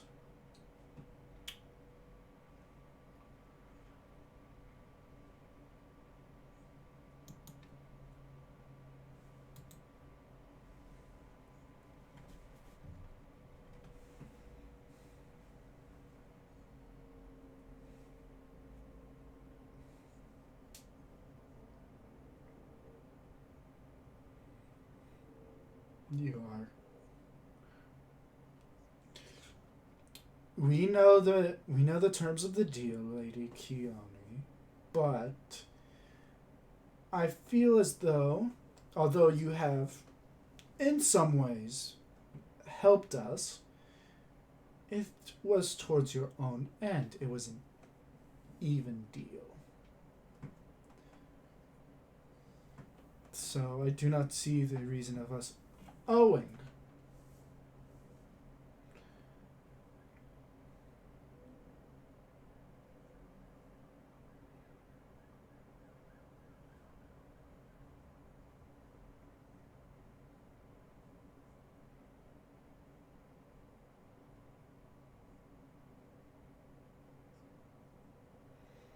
Hmm. Well, from our experiences so far, it seems like these Fae will need a closer eye.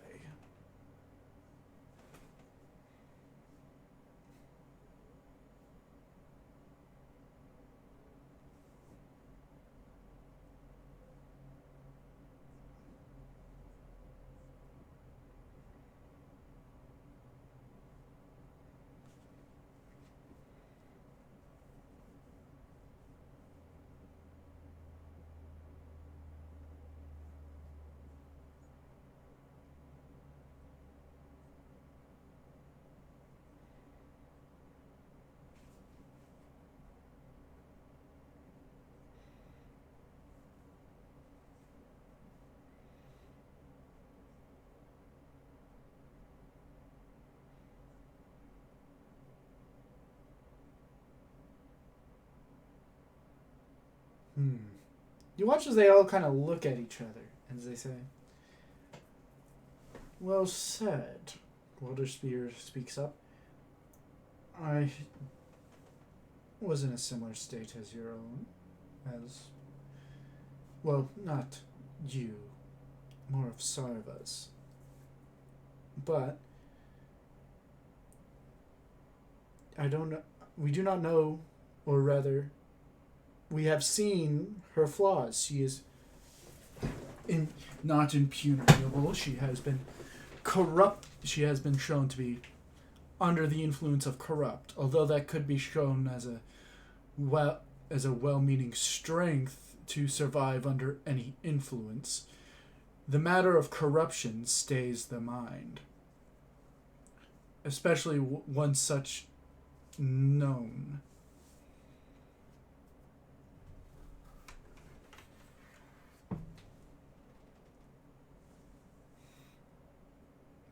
That's that's why I said she is a survivor. She will do anything. But are you sure you want that for our country? I'm not asking it for our gain. I'm asking it for the gain of the world.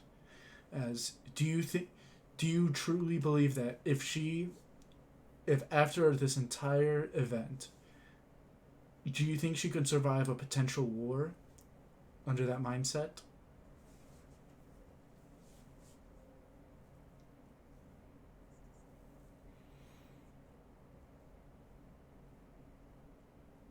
You watch as an Ironskin speaks up. But what will she do to survive? As we've seen, she was willing to broker deals with unspeakable evils.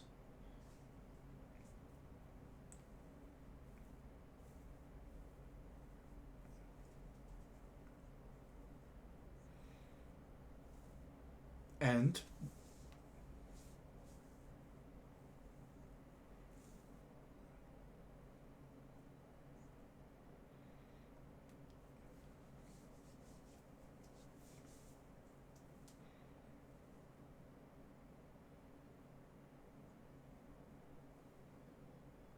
You watch as Blackbeard stands up and says, "The reason we know so much is because, well, I have direct information from every dealing she has done. You know what she dealt in? The poorest of the poor. She would bring them in from the streets and trade them in for material. Sure, it started.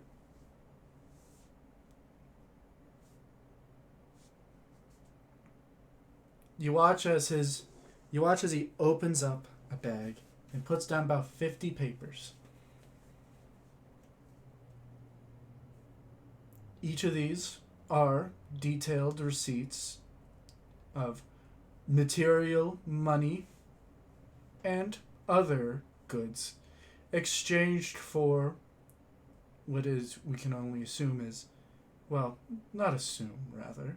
In fact, what I can say is she's very diligent in her note keeping, or as she dealt in, as he clears his throat, the bones of the dead, bodies from the mortuaries, the freshly killed from assassin groups like the Shadow Hand and criminal organizations the like. He looks over and says, "Oh, are you familiar with that name?"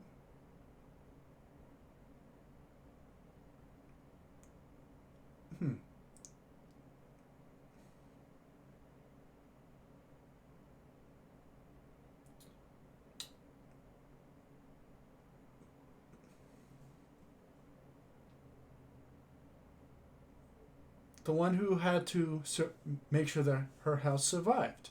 An elf like yourself. He never started dealings like this. As this traces back, as you watch as he flips through the pages. Each of these are about a day.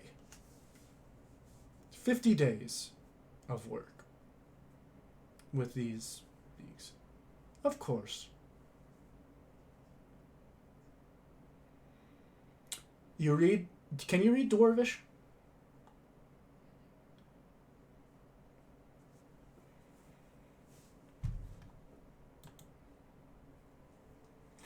You watch as each of these are eloquently written, as each of these detail in as exactly what quantities and what they were exchanged for. As you see, they were exchanged for rare material like gold, silver, and platinum, magic items, and other different types of sellable goods that would be very useful to anyone in power. As you notice that each page is glamored to look like a regular piece of mercantile papers approved by the Merchants Guild, as you can easily see through what seems to be regular business dealings with outsider races like gnomes, humans, and hill dwarves to be, well, this sickening pile of, well, transactions. As he looks over and says, "The difference between you and me is I choose not to lie. And I think even that, despite my many, many flaws, makes me a more reliable narrator."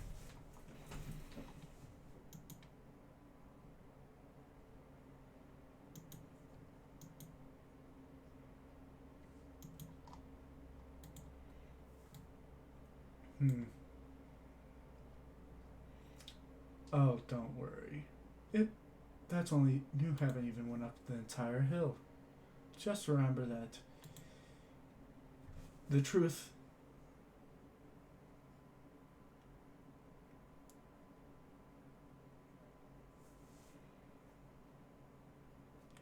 would would you like Would you like to look at the papers as well? But would you recognize Serva's handwriting? Okay.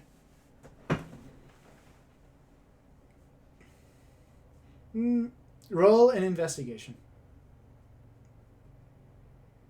Yeah, so roll with advantage.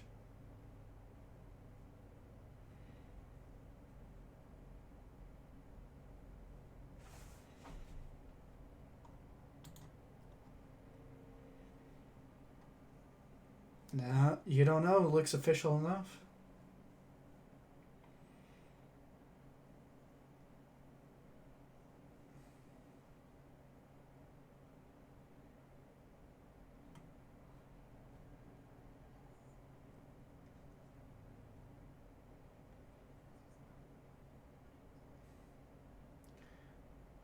Blackbeard looks up at both of you and says, if I'm honest, it just sells me on her. She seems like the perfect candidate for someone who is willing to make sure our race survives, even if it's among the corpses of others. As if you notice from her papers, the only thing she won't cross is her own race.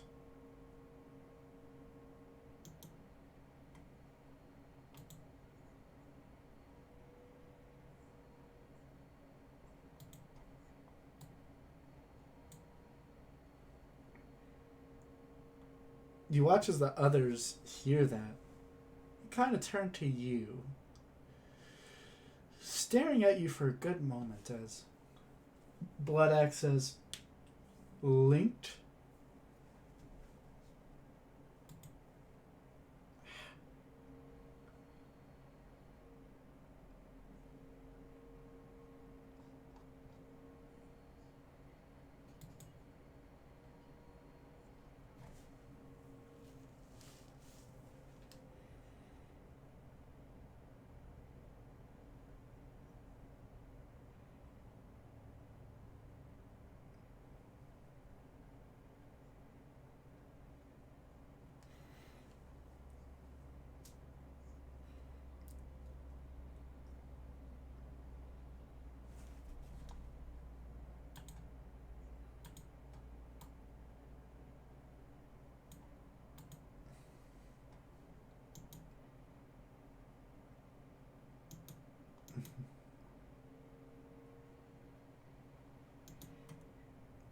Oh.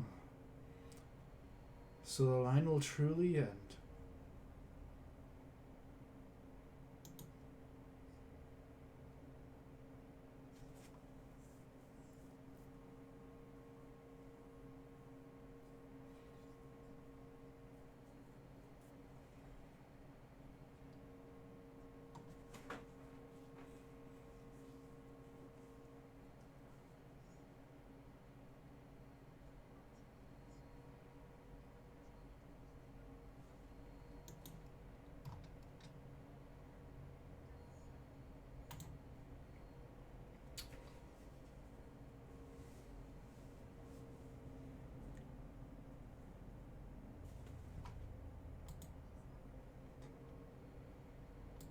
You watch as Cardin spit, like, he's in the middle of, like, drinking, and as you just hear him spit, as you see.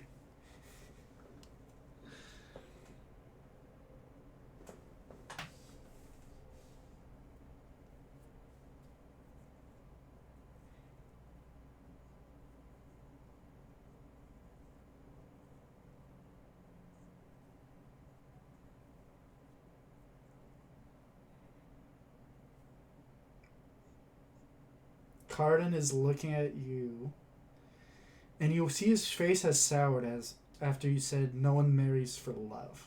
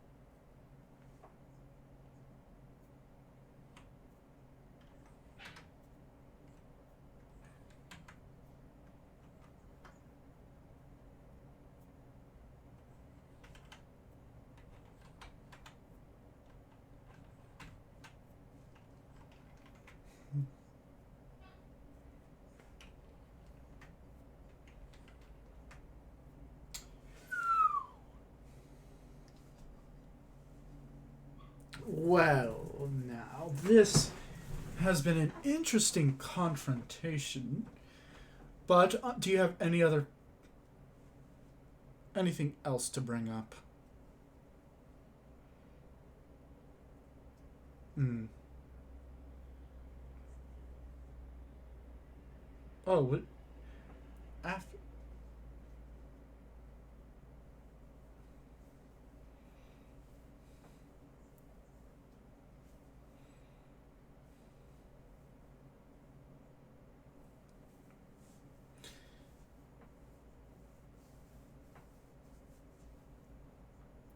I will have to address this after the council, as this is a more private matter. But I am right. But I'm giving you a leniency.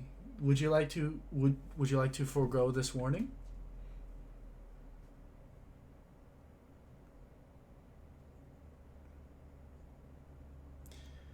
Uh, well, you know how she said your blood is fey.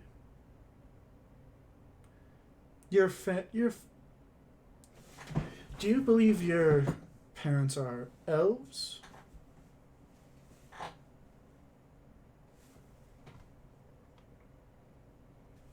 Understood. Well, it seems that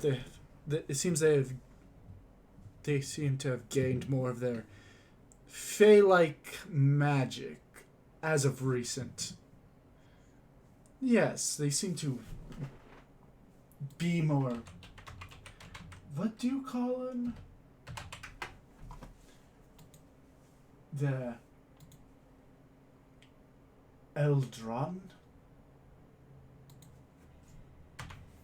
Well,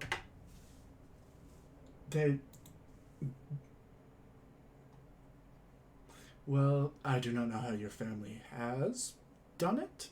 I don't know how, but they seem to have reverted.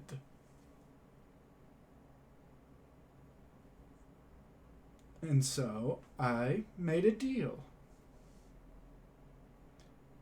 They get to have a safe marriage annulled in the Umbral Sea, and I get free access to all of their lands after this war.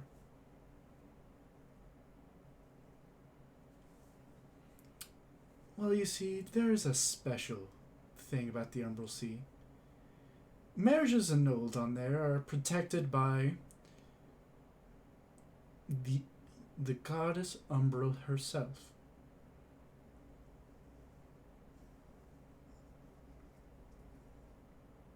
I, I know my words. As to for this annulment to happen, the two, well, bride and groom, have to die just before their vows are said.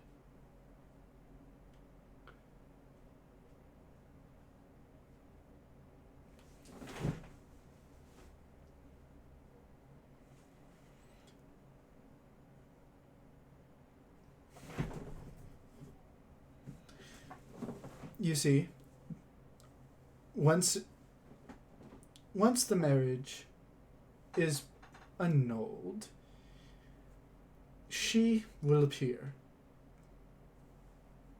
She will grant up Umbral herself.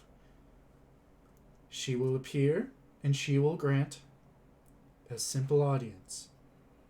Usually during this audience, they might offer something of worth, something worth much more than me and you could ever want.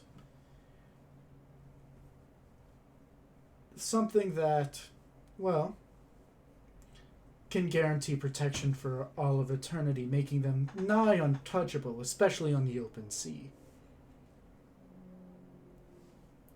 And what's more priceless than not only the souls of yourself, but everyone in your line, including the two people who are dead.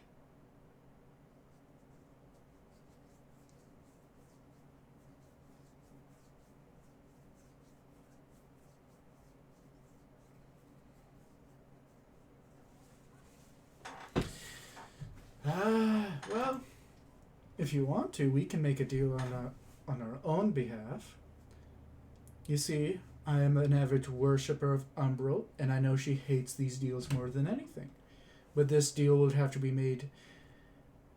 Well, not right now. There has to be ceremony and many different things. But for now, do you have anything else you'd like to bring up before you vote on a new lord?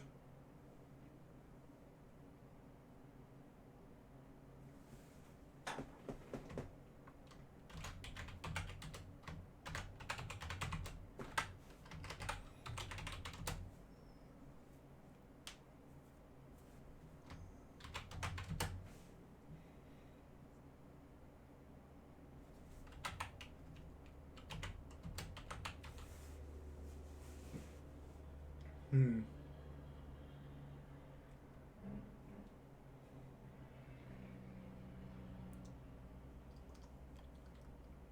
It's not about what. It's not about name. It's about blood.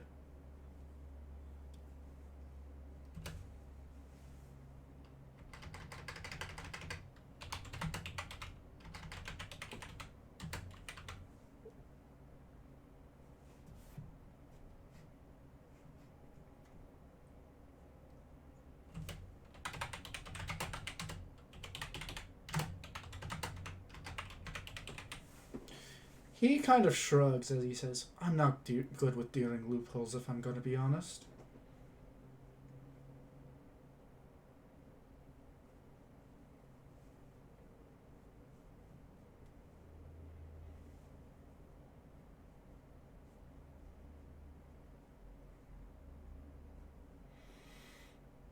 Mm, well, you could just kill him. Kill your family.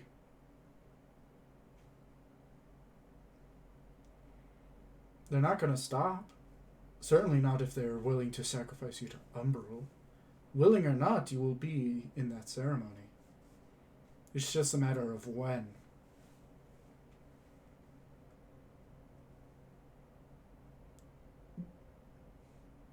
They get the same blessing. Umbral is a powerful one. They can be searching for her power just to protect their merchant ships from pirates and scum and the like. Or they wish to make an unstoppable navy that can rule the sea. Which one do you think your family is more accustomed to?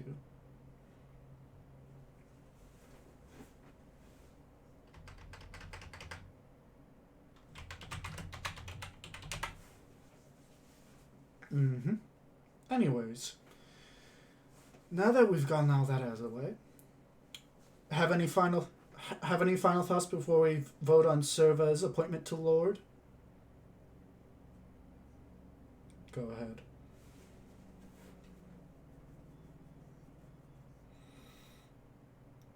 Go ahead.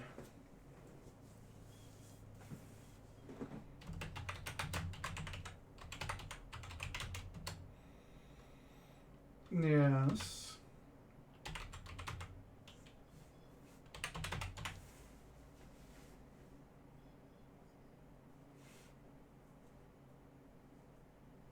You are not appointing a Fae to Lordship.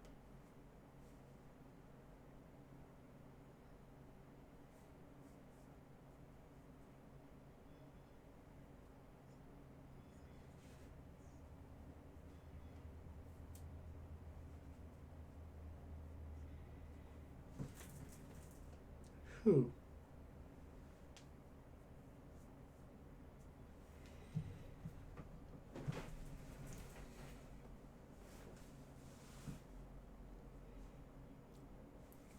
Go ahead and say the name of this one.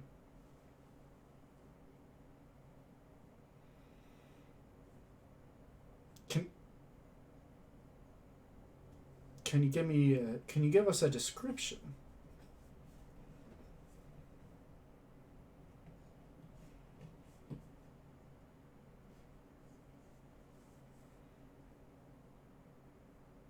Oh, is it your Nana? Just say that, and just say what she is for everybody.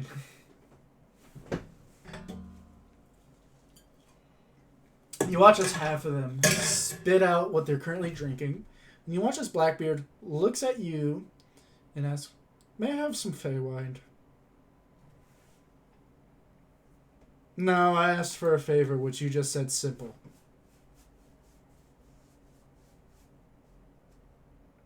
He turns over to Bloodaxe, who immediately throws him the rest of it. He takes a drink.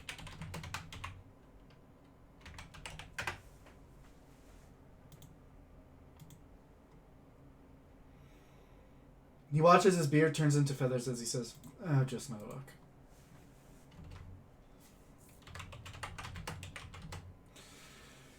Well, anyways, roll a persuasion check with disadvantage because it's not a dwarf.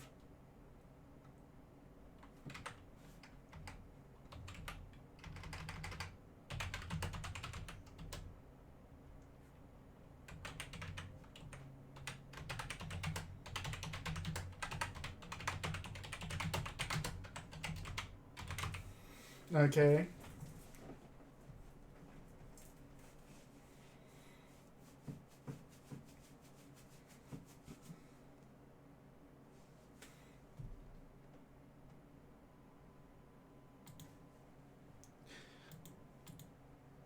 She won't be able to lead as a lord due to our rules, though she can lead as in the rule that only dwarf blood can rule. That wouldn't work. Sorry, because Fey rules are not like our rules, where you can just skirt around the truth and get away with it scot-free.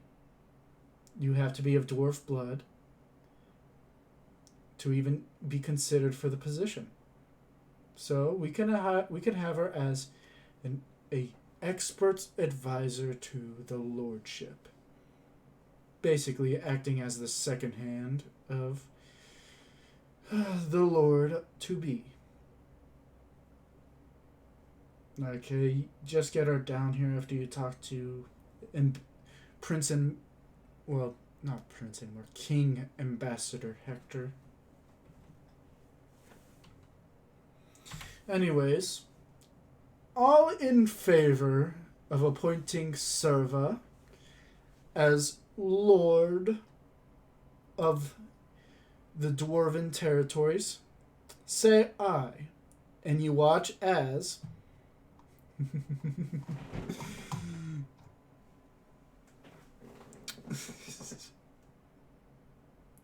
Blackbeard, Bloodaxe, and Ironskin say aye. There's your answer.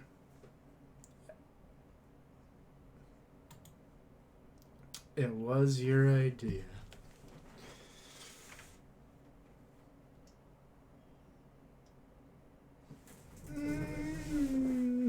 Hold on, I need to do something.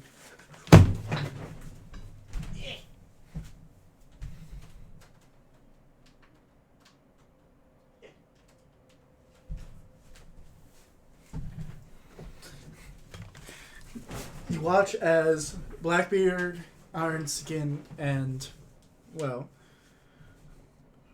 Bloodaxe seem to look at the other two, Waterspear and Braveheart, as they look mighty confused. As Blackbeard just simply says, "When we heard about all of these tragic situations she was put in, and the idea of putting her to Lord, we already tried to use the blackmail on her, and, well, it didn't turn out too well, did it?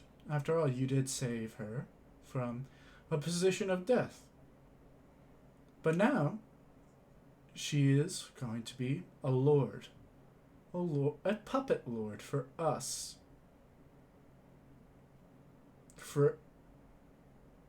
Sure, her advisor will pass a few laws to make your people more happy with these habitable positions. But now we have a puppet lord, and you have your advisor. I'd say this is a win for every one of us at this table. Wouldn't you agree?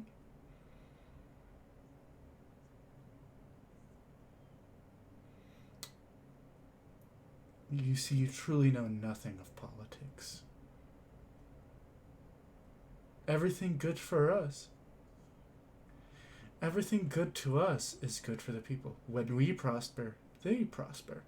Sure, it might be delayed for a few 100 years or so, but they'll eventually get the droplets of our wine. Meet. Hold on. Meeting adjourned. As he slams his fist on the table, shaking it. It says, "Would you like to say it now in front of everybody, or just wait when we have to talk on our own terms?"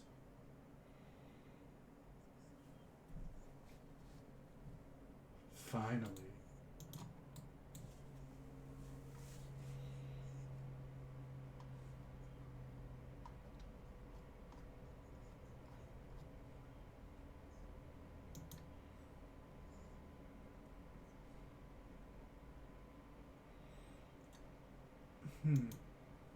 Does that go against the Blackbeard looks at you, and he's contemplating something. Remind me, what was our deal?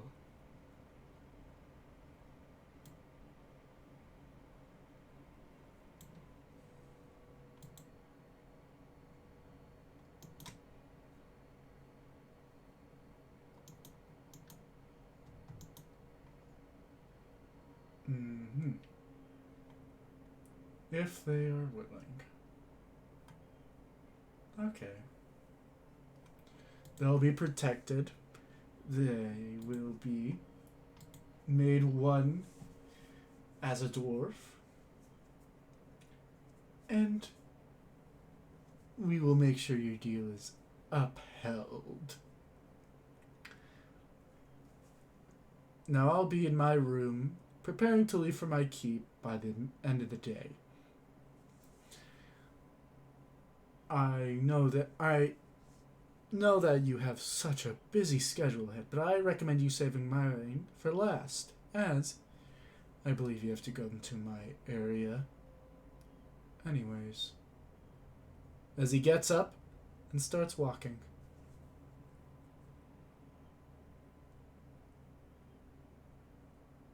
You watch as the Dwarf Council disperses into the corridor where Keone was stabbed. And what do you each do?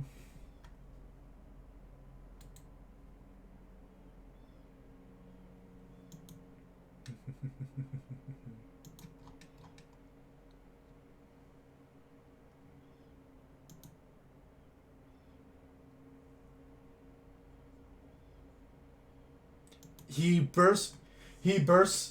You've been here the entire time.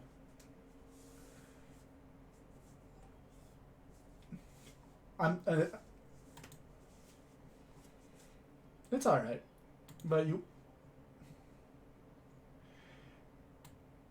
you see Melina is looking very happy as she's holding the small little kobold and says, "Look what I got," and shows off the ring on her left hand. You watch as she looks down at the little kobold.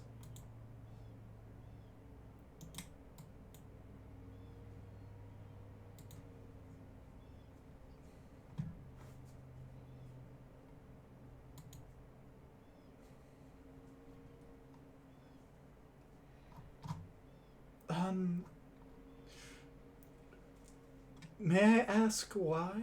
As you see walking through the door, kind of a little confused, but right beside of the Goliath, Serva.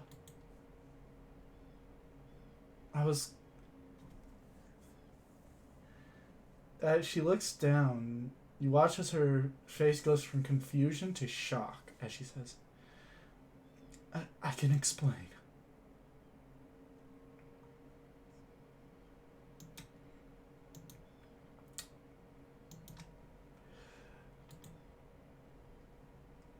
You know the ones who I made a deal with. Do you... You know they were powerful. They could have killed me and replaced me with something, but I don't know why they just asked for a deal. A lich, dead but still walking. And a horribly bad thing.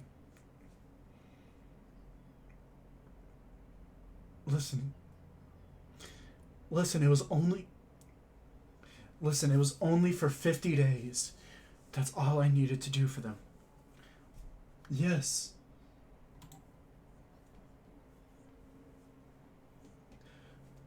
I'm sorry.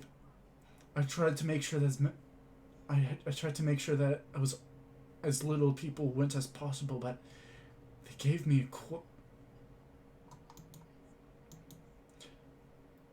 You watch as her tongue, it seems like it stays as she says, my race is dying. You said it yourself. You said it yourself. You put your own before you put others on the line.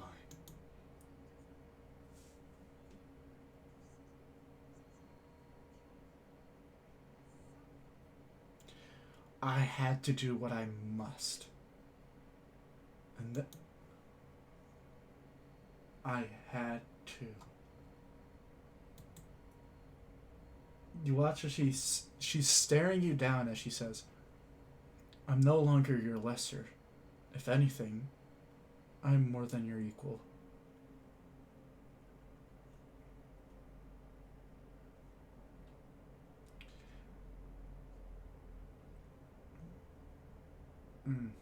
And that's how I'd want it to be. But immediately I was brought here, and I was told that I'll be working alongside an ambassador.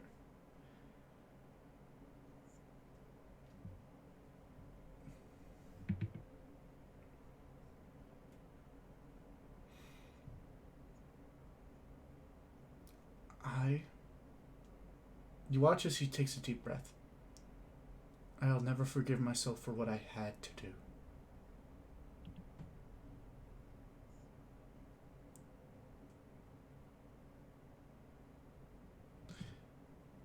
You watch as she looks and says, you know I'm still in your debt. You can just order me to die.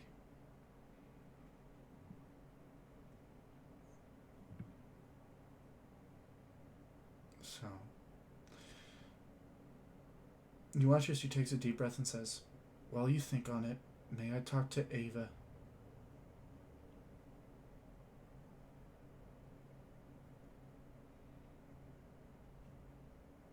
Ava, can you go into the other room with me?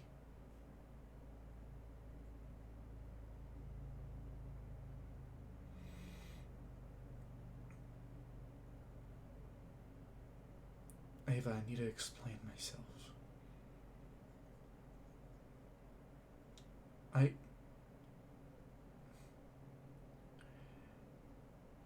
I trust you, Ava.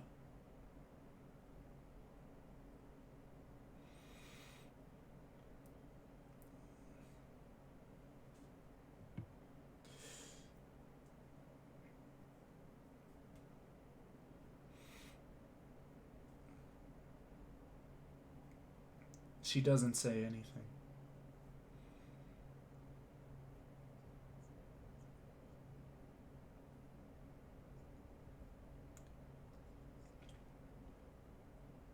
Who would want to follow? You watch as Melina carries out Crispin saying, I think we should leave them to it. As the only ones left in the room are Ava and Serva, as she says,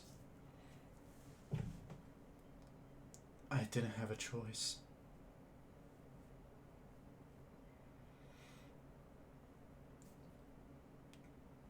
If they just threatened me, I would have let them slit my throat. But they didn't. They threatened you.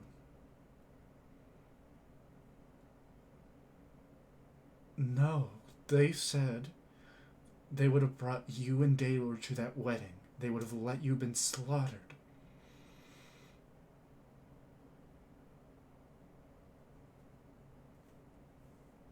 I didn't want that. I didn't do this for my own sake. I didn't do this for my honor. I did it for you.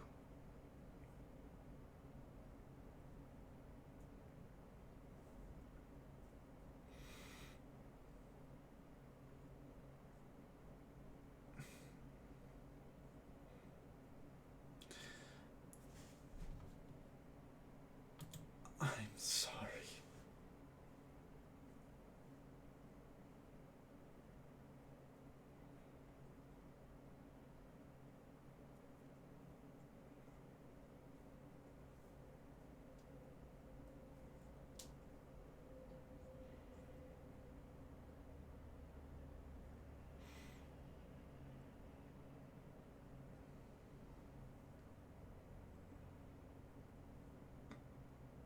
She just stays silent for a moment and says, I can't lose you.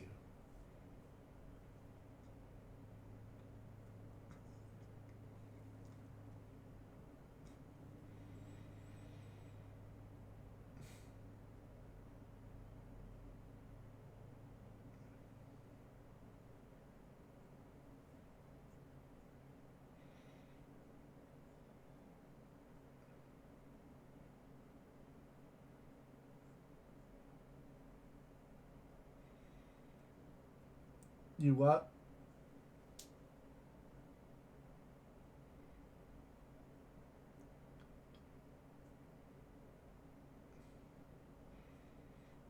You watch as her lips shake as she says, 30.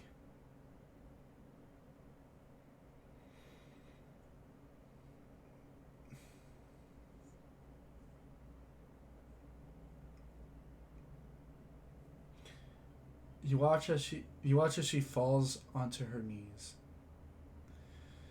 And you see her complexion breaks. She was trying to hold herself together, but you see that her face overflows with tears.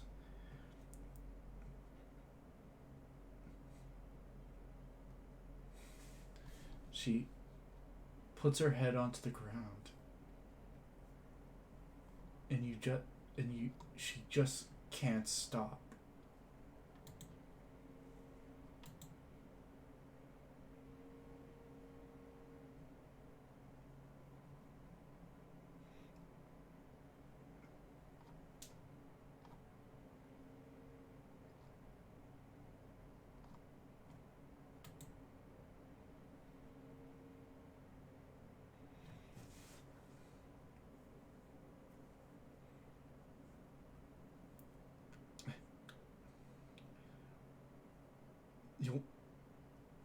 You watch as she looks up at you and says, I'll try, but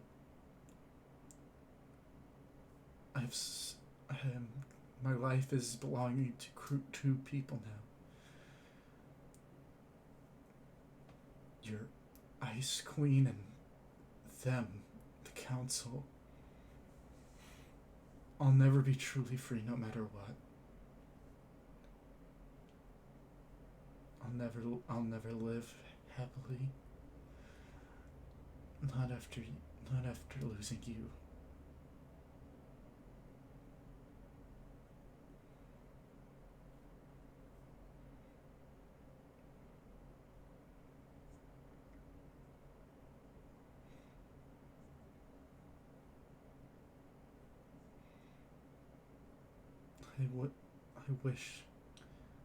I wish we can. There has to be a way.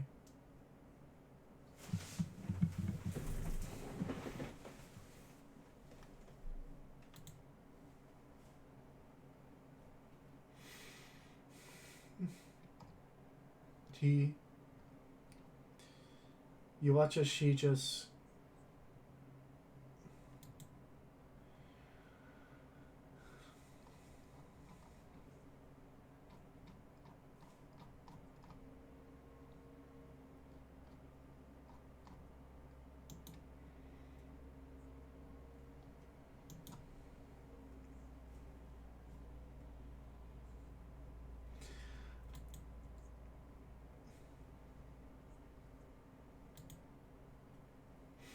I'm sorry. I can't ever stop being sorry.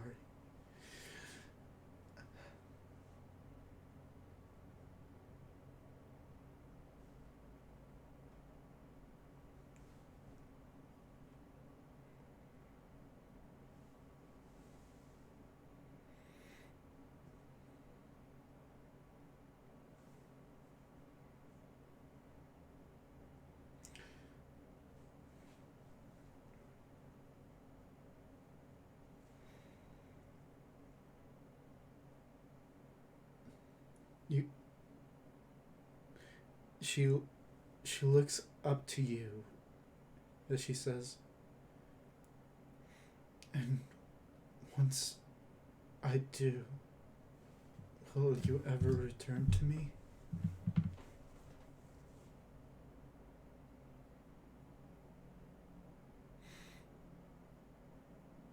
Do you watch?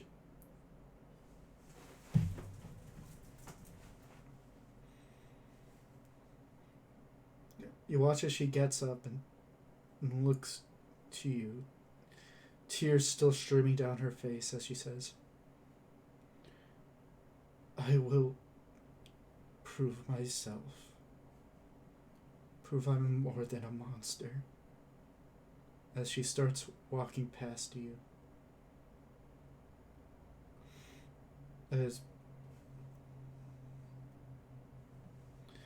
As you do, you feel as you hold her hand, her fist is clenched. It's been clenched ever since she entered the room. And you watch as she opens it. It was a beautiful ring. Just sitting in the palm of her hand as she says, I am truly a fool. As she does not, as her grasp leaves yours, you see leaving in your hand, staying in the palm, is a silver ring.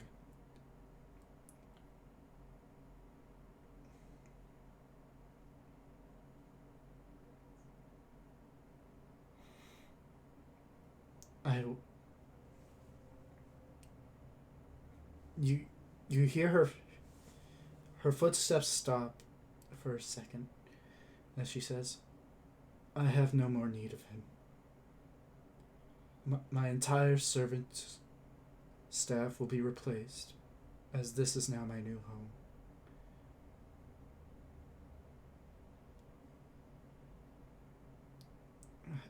I hope to see you again. You watch as she leaves the room, turning to face you one last time before the doors shut, leaving you alone.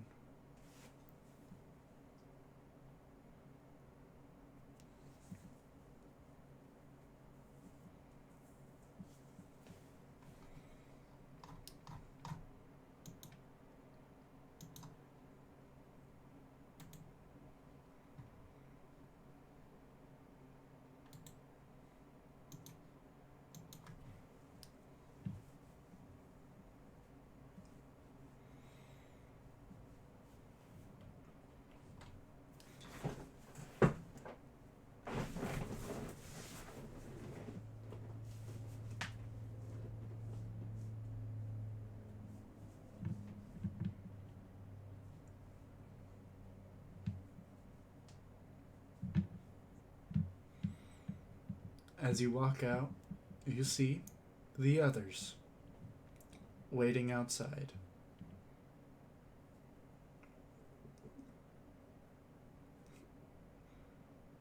You walk past him.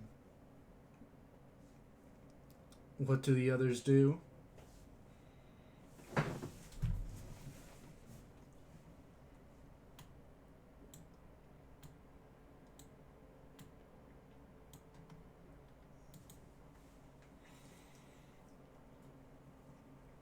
Cardin's face is that of one of pity and sadness.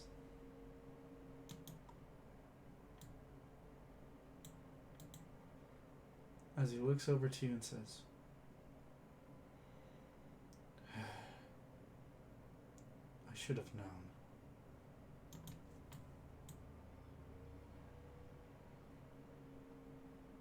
Everyone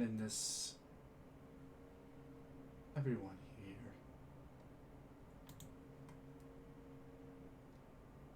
all politics is corrupt. Giving one council, one man, one noble power over people is enough to corrupt them.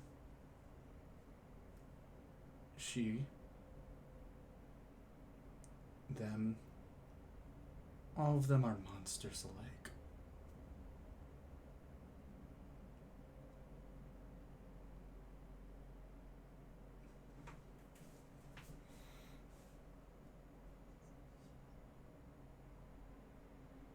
You were the exception.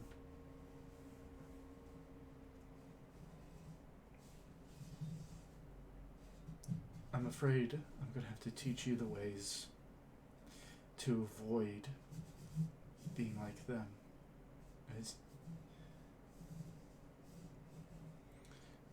Unfortunately, until further notice, we'll have to be. You hear his voice shake.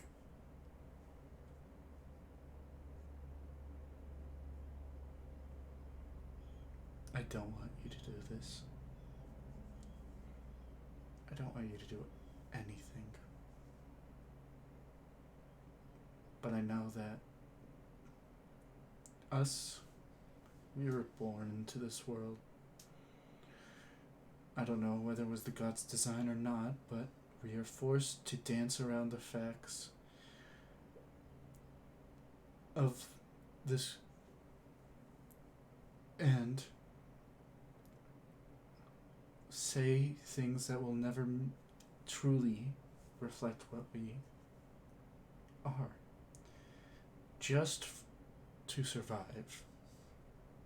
And I hate that. And the worst part about it is, because of us, we can make a change for the better. And so we have to do these things. We have to take the positions that are the most vulnerable for the sake of everyone else. And I'm sick of it. His whole body is still.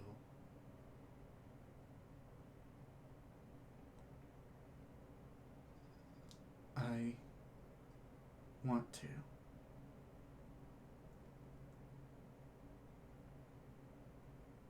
I want to run away from everything I was born into. Because it's not in our nature.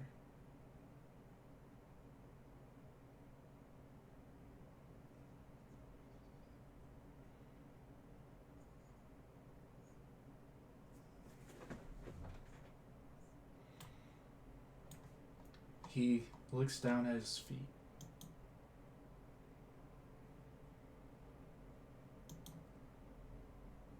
And he doesn't say a single word.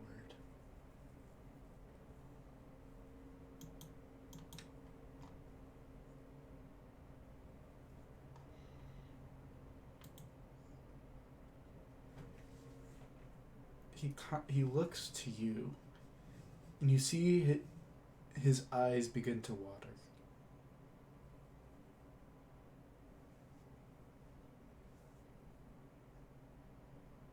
We cannot lie.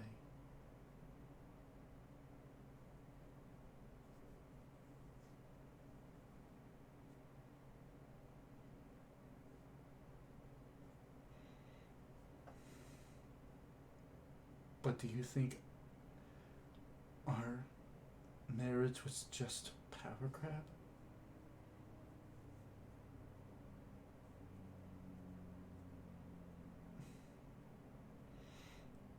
He is trying his hardest to keep himself together, as he says. I need to think.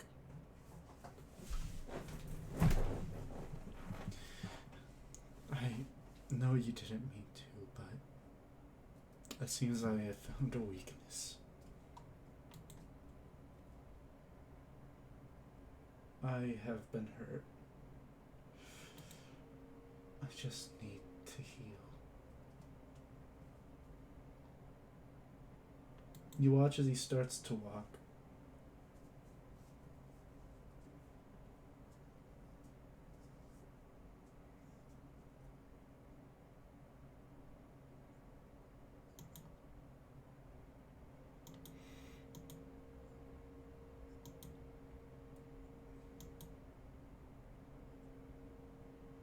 As you clench at yourself, you watch as he turns to you and he says, just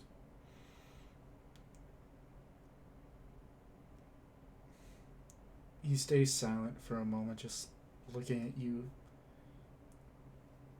as he just says, tomorrow just come to me. As he walks away and slowly disappears from your sight.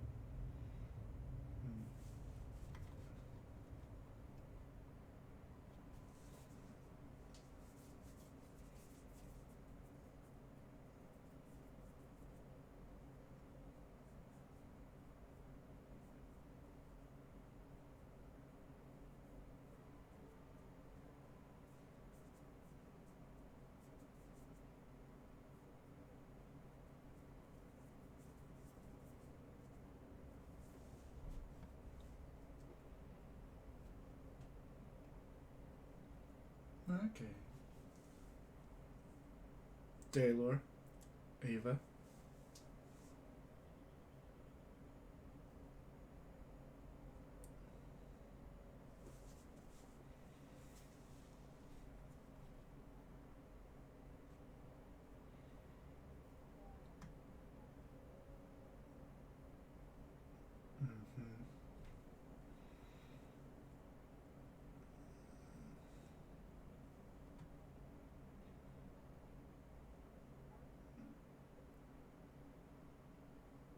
Mm-hmm.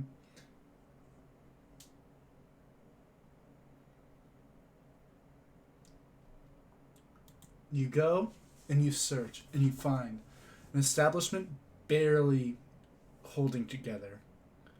The only establishment you have found so far made of wood. The the tipped barrel. As you walk in, you see. As you walk in, everyone stares at you as you seem to be of something of a guard. As you see the most seedy, abhorrent people you have seen in a long while. You see, many of these people are scar ridden and each of them wearing leather armor and such as they each play each gamble on the tables and well just stare at you as you sit down as you see the bartender, what seems to be an old gruff man, walks up to you and says, "You ain't from around here, are ya? And so what's a lass like you doing here of all places?"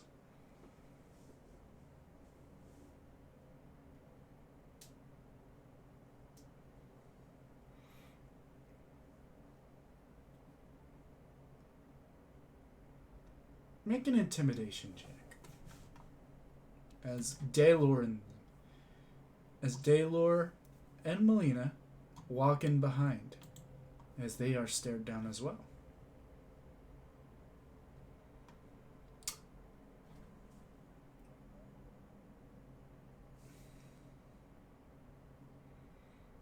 You watch as he takes out a drink, spits into the bottom of the cup, and fills it with what a murky brown liquid and just slams it in front of you. As you notice, this man is he is slightly bigger than that average human, and he tries to throw his weight around as much as he can.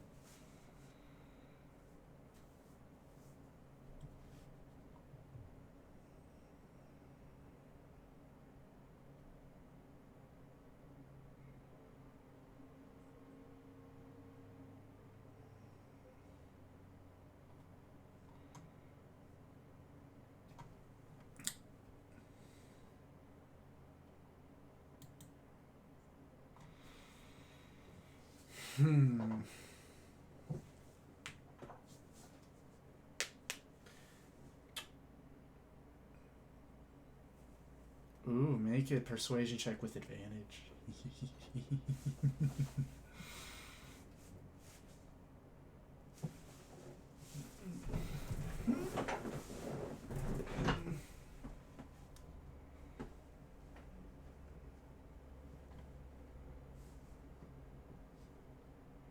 Mm-hmm.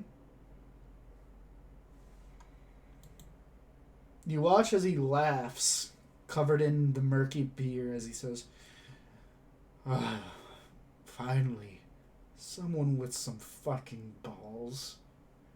As he gives you just a bottle of what seems to be half decent liquor, as he says, "You leave this one, boys. We don't need to take this one."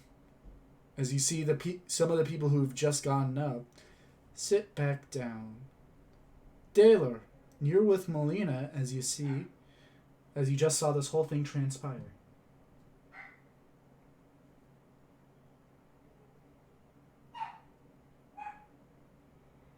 Melina, looking over at all the seedy people who are just harshly staring at you, looks at you and says, "Are you sure?"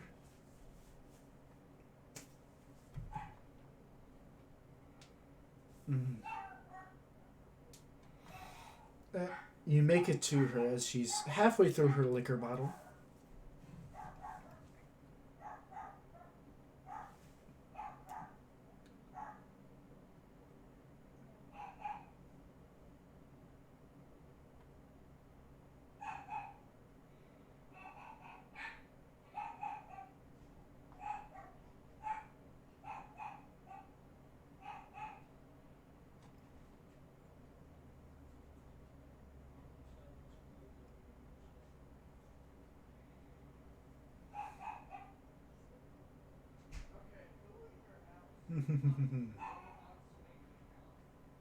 You watch as another bottle is slid to you.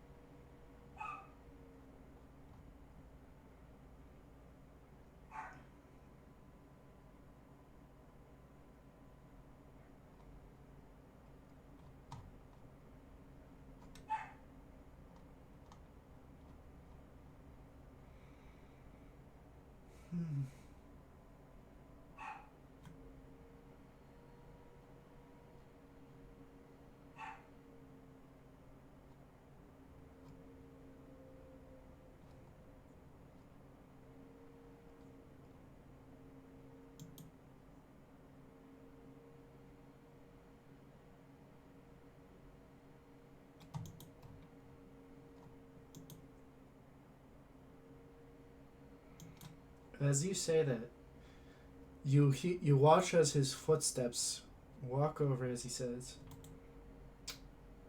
the bartender, as he looks down and says,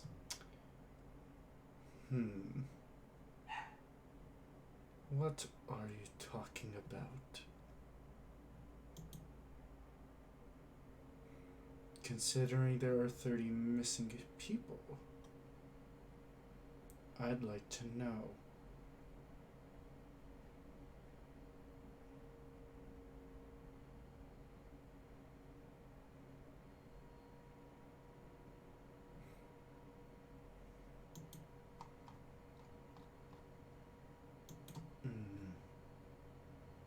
You watch as he looks over to everyone else in the bar. As he says, Crispy spent all this time with Keone. As you watch as he looks over to everyone else at the bar and he says, follow me. As he walks past out and he walks through a back door. Do you follow? Mm-hmm.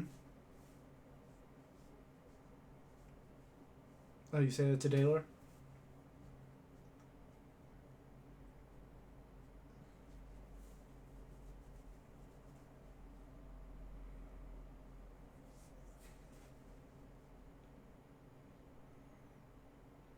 As you follow him through the slums, you come across something you didn't see.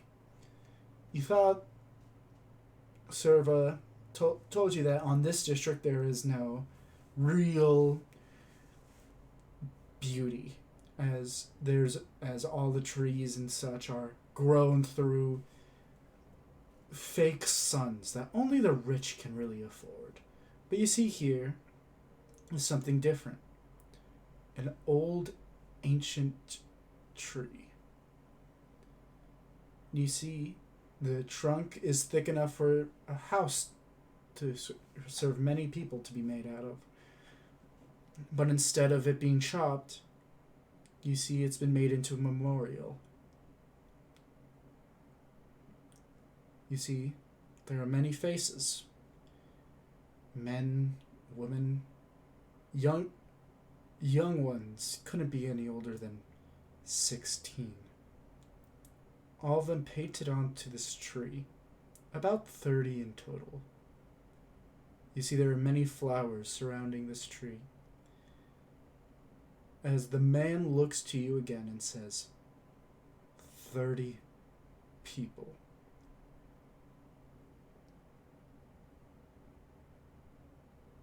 What do you know?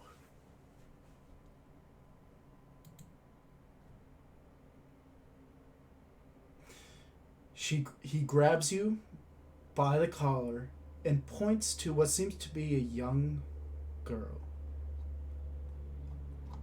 As he says, "Did you see that one?"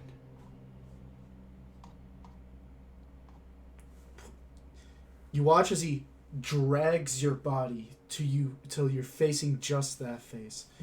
The young girl's face is, well, she seems to be a beauty. Long golden hair. Fair complexion. Everything about her just screams a beauty that you would only find once in a blue moon. As he says, "Did you see my Mary?" You watch as he lets go of your head as he says, "She's been gone for so long. And now you come around and speaking of this, 30 people in your name?"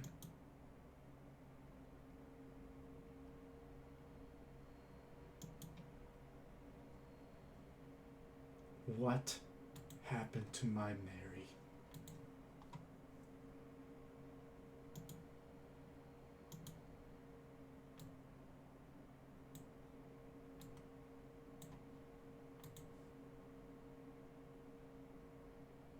His eyes stare into you as he says, "How?"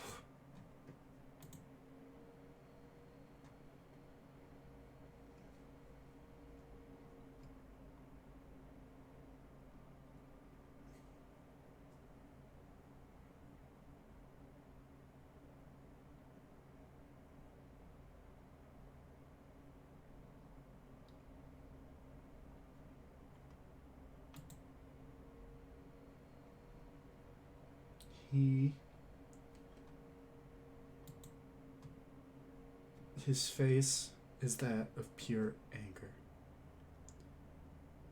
As he looks at you and then looks at the two, Daylor and Melina, and says, "You will pay, but not today." As he storms back to where he once was.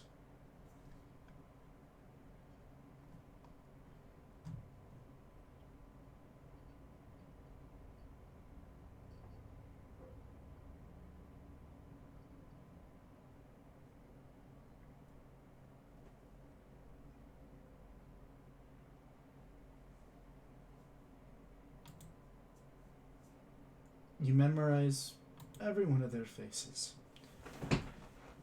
Humans, gnomes, elves, but no dwarves. You see they range from the older folk to those who haven't even reached adulthood yet. all of which ended the same fate. All of their faces strewn to look happy, as the people here wished to believe that no matter where they went, they would be happy. A lie, you know.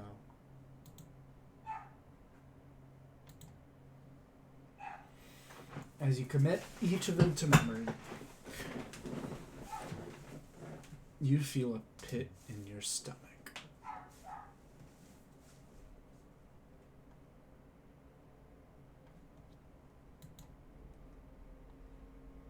That's it.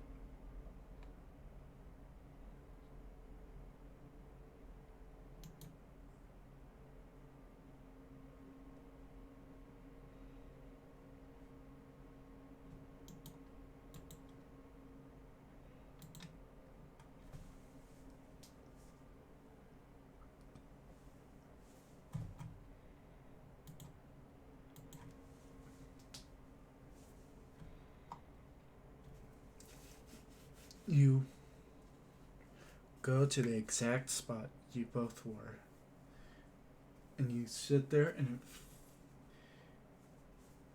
you watch as and Taylor, as you attempt to follow, you watch as Melina grabs your shoulder and says, "She needs to think. Let her rest, just for a bit."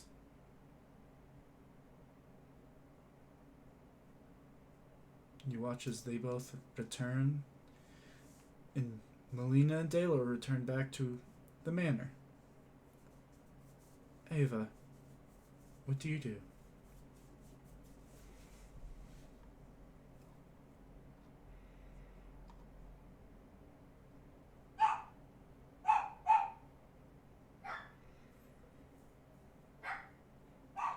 As you look at it, it's not as simple as you once thought it was. It's both elvish and dwarvish make, with elements of both. The eloquent beauty of elvish design and the hardy, durable nature of dwarvish. Both master classes merged into one. Where you see written in elvish is my only one.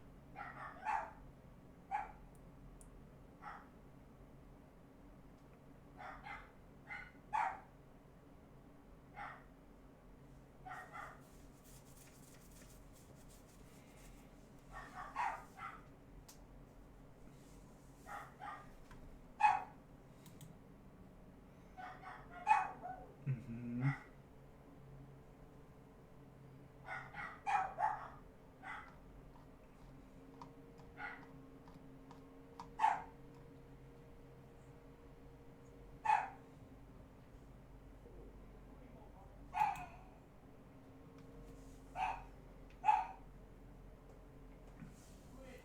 You watch as the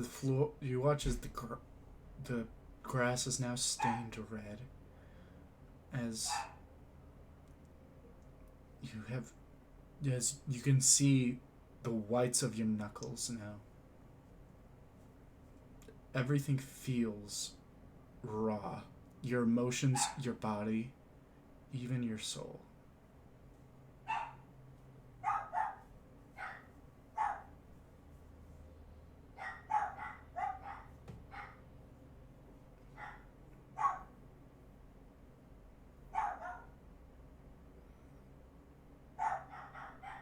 Everyone has made it back.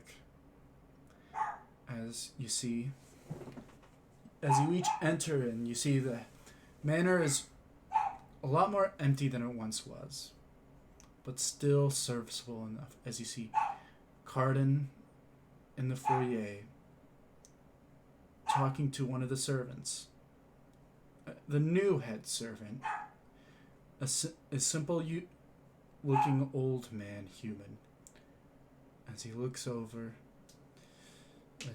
and nods. As he leaves, Cardin turns over, seeing everyone beaten down, as he looks down and says, The King Ambassador and his wife will join us for dinner. We have, because before the day's out, we are leaving.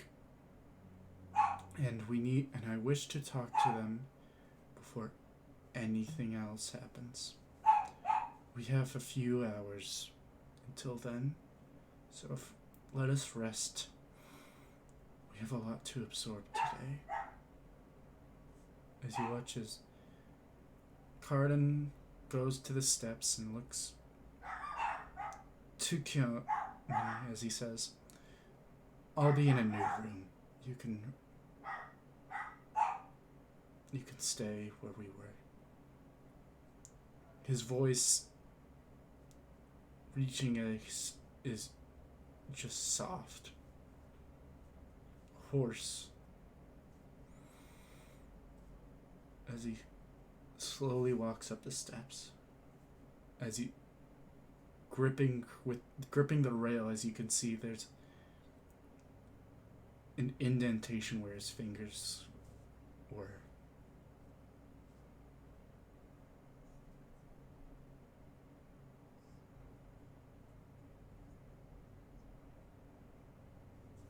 He disappears up the guest corridor.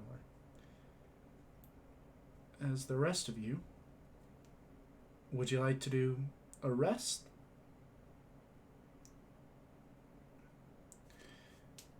Would we like this to be where the episode ends, or would you like to continue for a bit?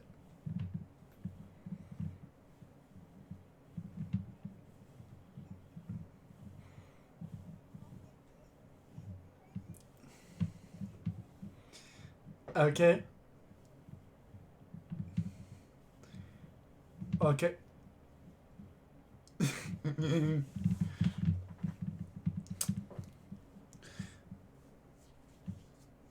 Okay. And it... Okay, well, everyone goes to... As everyone goes to your room, you watch as Melina stays with you, Crispy. As she goes with you into your room and says, "Man, everyone's dealing with so much today. I feel truly bad for them. And I'm supposed to be their advisor, and I cannot give any instructions as I've never dealt with such a thing."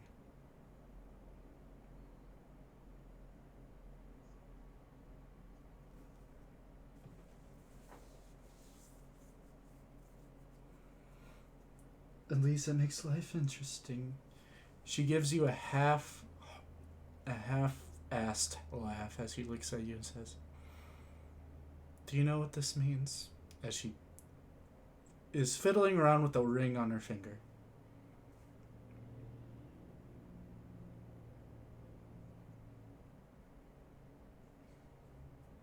So you didn't know before?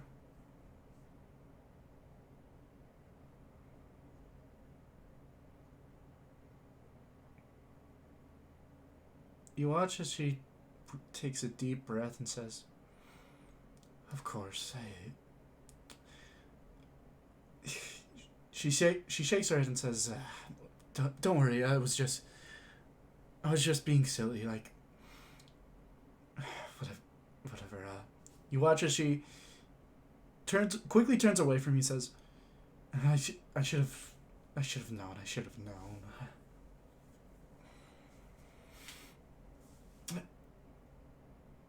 I couldn't have been this lucky."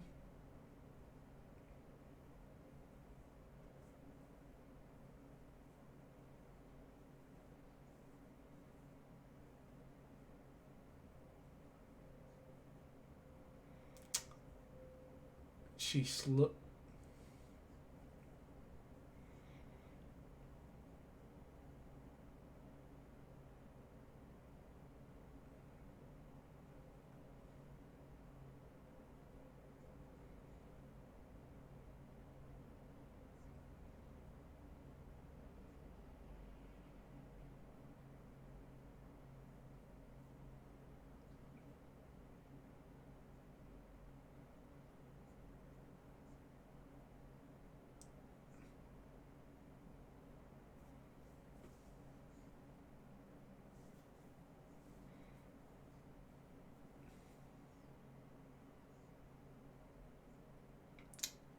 You watch as she turns over, and you can't identify the look in her eyes as he says, "And how does this relate to me? Am I your special coin?"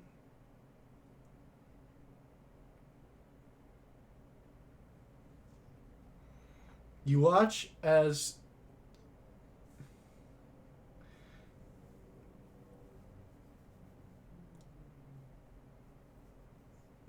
she immediately her expression breaks as she goes, "Oh, I'm so stupid. I'm sorry I doubted you for even a second," and just immediately like scoops you up and hugs you and says, "Oh, I'm so glad. I'm so glad."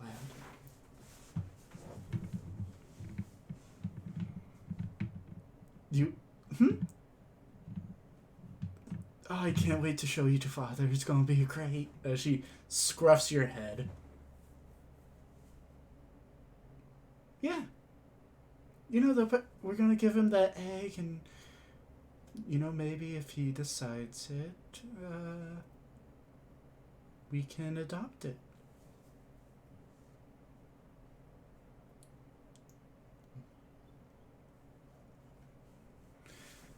Of course, after the wars, I'll still have my advisory position with my brothers, but oh, you'll get to you'll have 3 new brothers. You'll be man, they're gonna have it. You're their brother-in-law. As she holds you up, just looking at you. This is so exciting.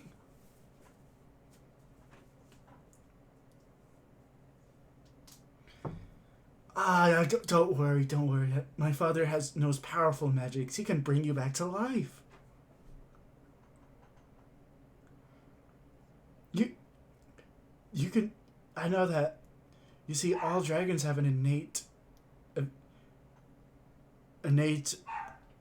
well, reincarnation.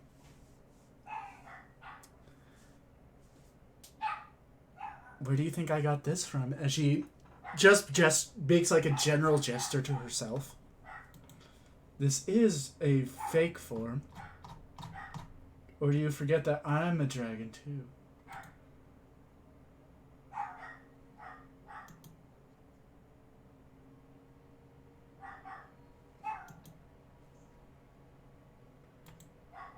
I'm glad. You watch as she holds you close and says, kobolds don't live for long, usually. But draconic marriages connect the soul.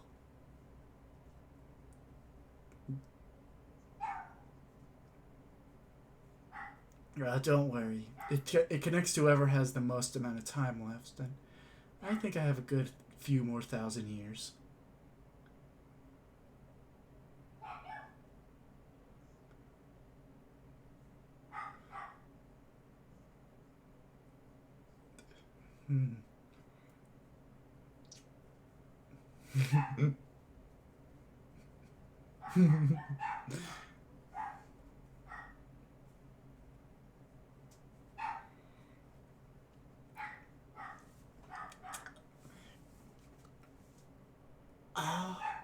Oh, so. Oh, we'll get to that stage. Oh, we'll get to that stage shortly as she like sets you on the bed. But first, let me explain some of the rules. So, obviously, since I'm your favorite coin, you can't get rid of me. I'm there forever. And since we're draconic, our souls are forever entwined even after death.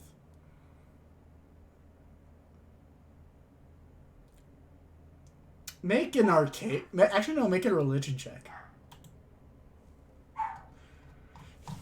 As she just looks at you and gives you a wide smile.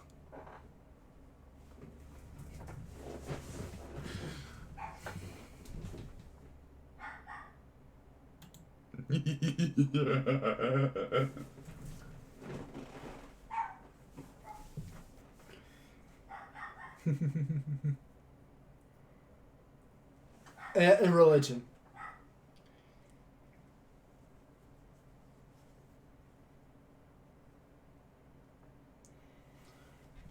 You do not look. You do not like the look on her face. That's all you can identify as she says. Ah, you'll see.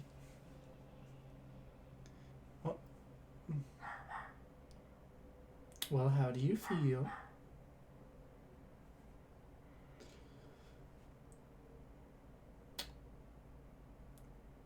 Close your eyes for a second and just try and feel it out.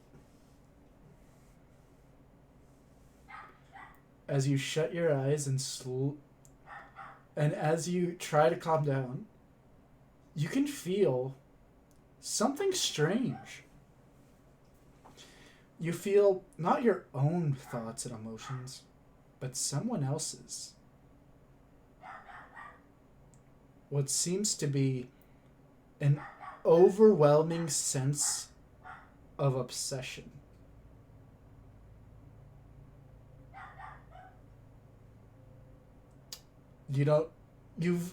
Has Crispy ever felt love before? You feel as though your whole being is assaulted with just this craving. It's not lust, it's something much more powerful. You feel Melina's urge just to be with you. You feel her urge just to do everything with you. You can feel how much she enjoys just you in general. And you don't... And as you feel this, it feels like you cannot stop shaking. Come on, you can go further. As you feel even more than that. You feel that this desire is something much deeper than you think. It feels so strange. Like a drug. It feels like the more she gets of you, the more she wants of you.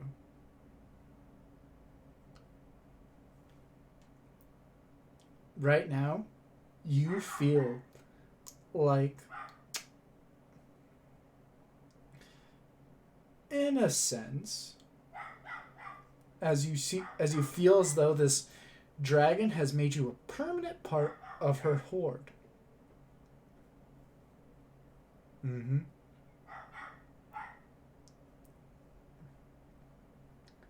Oh, it's simple.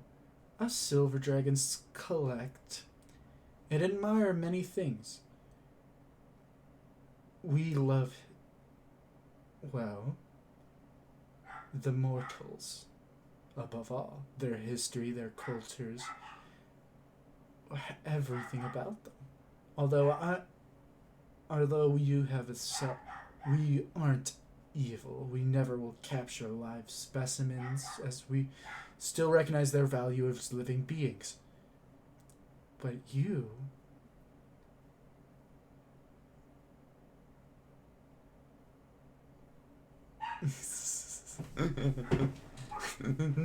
well... That's funny. You watch as she... It's almost like she's encircling you, as she says, you have given me a proposal that you'll live and be with me forever. You are not. You see that her breath shakes for a moment, as this is the first time she's ever done that with you, as she's always been wholly confident.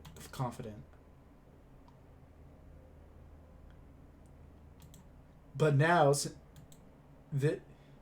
this break, along with you sensing her, it feels like this entire time, she's been holding in a dam. These emotions that were flooding her, this is only a drop. And she says, I've recognized you as my equal. And so I will treat you as such.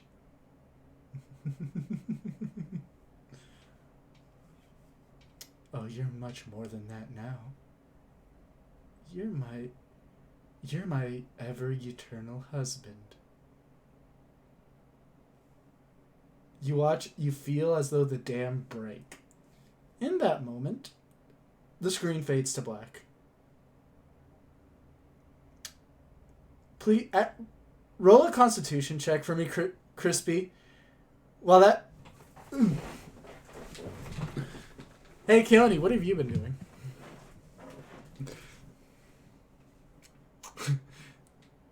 Crispy, roll it. Let me see something. Constitution saving throw.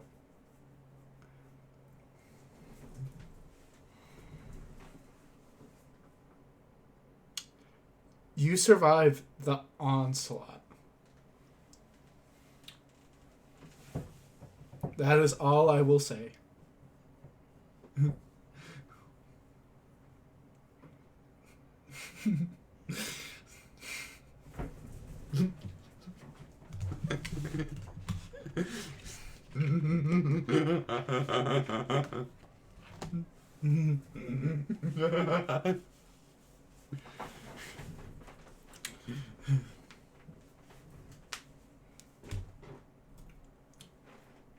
You're welcome.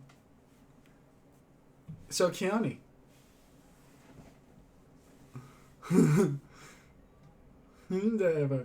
So, Keone.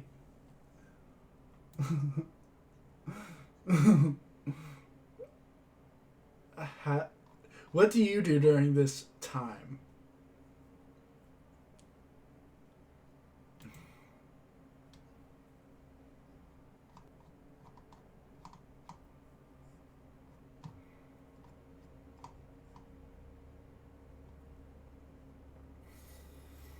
All that is left is the correct one you used to have.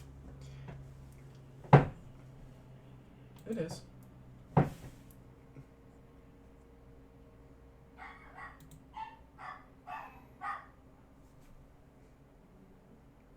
Okay.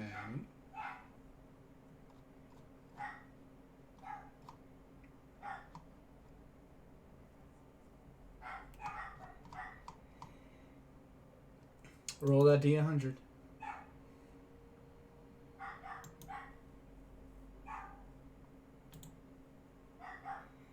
You watch as it's only your stepmom.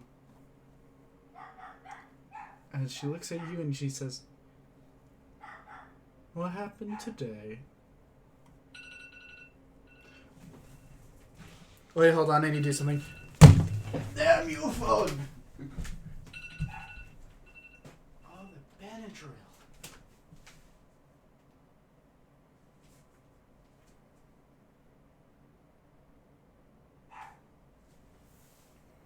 Benadryl.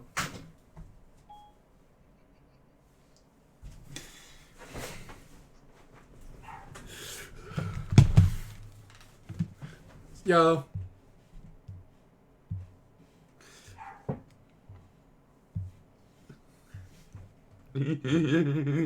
But you each see you see her just looking at you, and she looks kind of confused.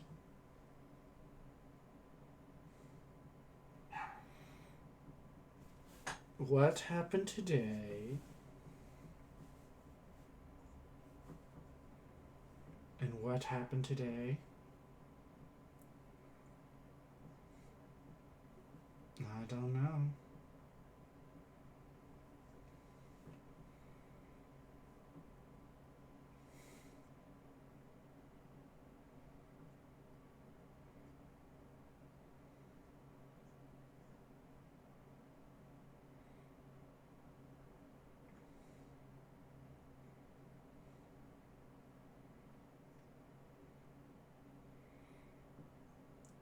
Why?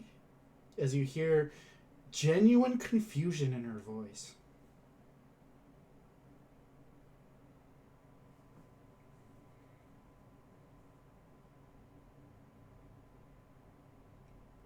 And what is that?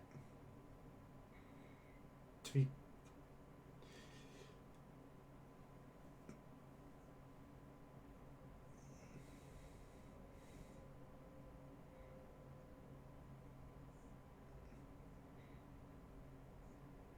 You wanted this, though. You made the silent wish. A silent prayer. And I'm glad you recognize yourself as being wrong, dear.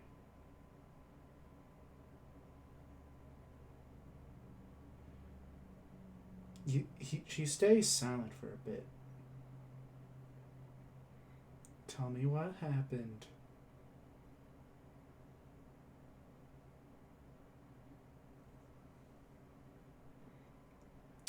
Oh, tell me about it.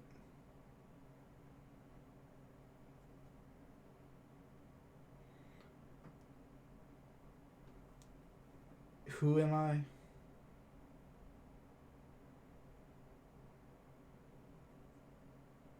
Who am I? And what have I done?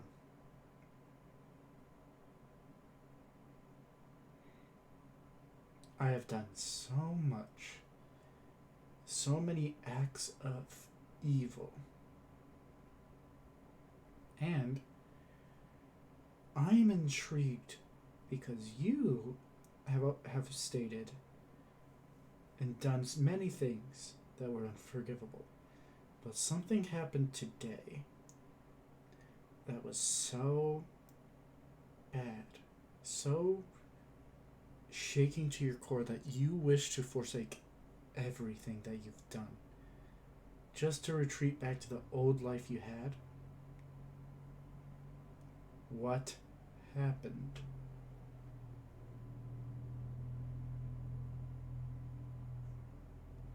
Oh, you can, and you know you can.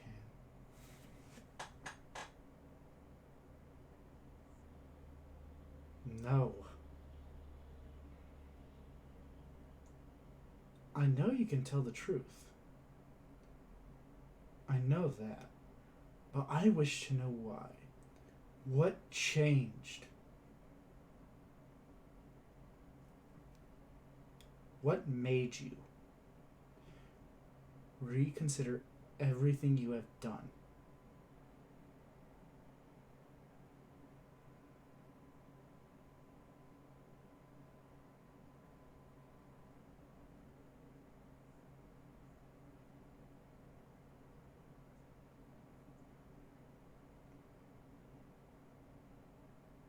Mm-hmm. And you wish to run away?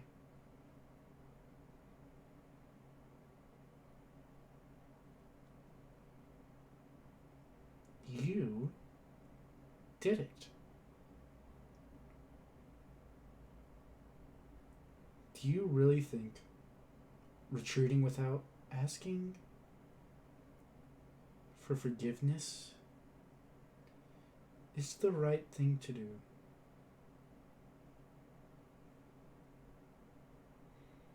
That's too bad.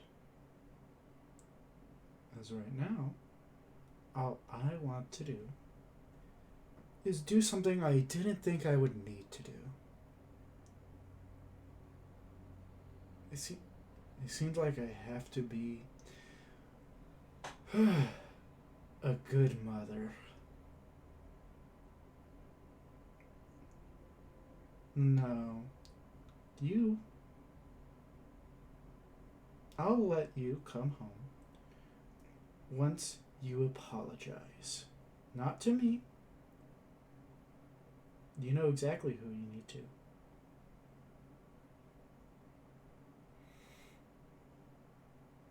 Eventually.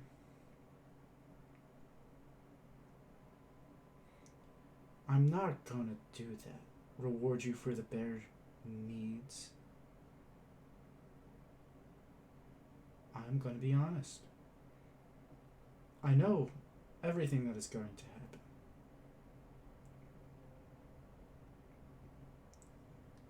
happen. And I'll let you get back home after you do your whole escapade. But until then, I want you to ask. It has to be tonight, just before you leave. You hurt somebody, you must deal with the consequences. Did they deserve to be hurt? Then why are you running away from it? Running away from your responsibility to be a person.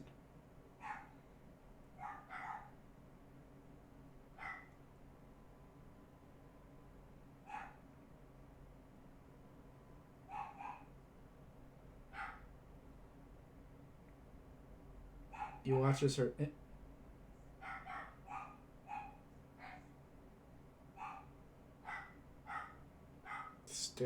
Stay in your room. That's all you want?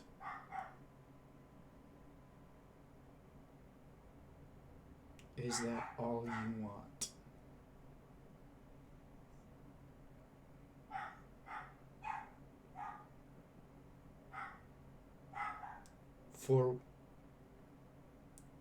For one night.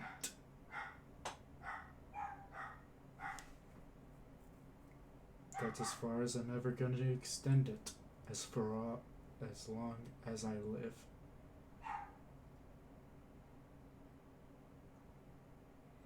Two. Very well.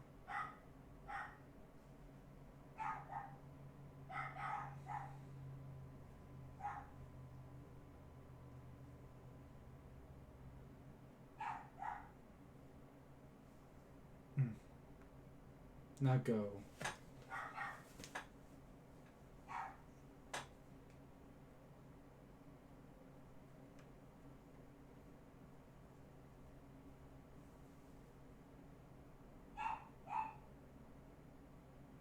As you go and find the guest room Carden's sitting at, the door is locked.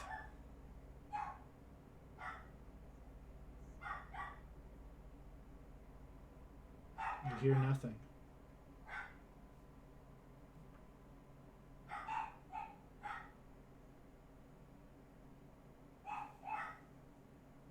You hear nothing again.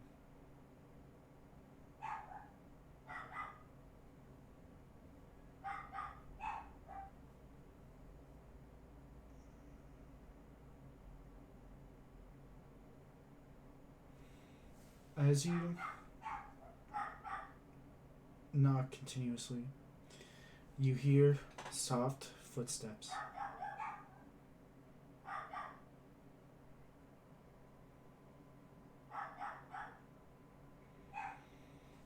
As the door opens and you see Carden, his eyes puffy, as he asks, "Didn't I say tomorrow?"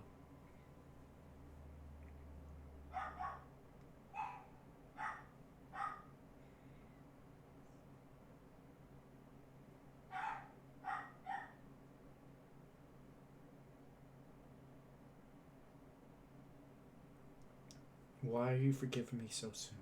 Or why are you asking for forgiveness so soon?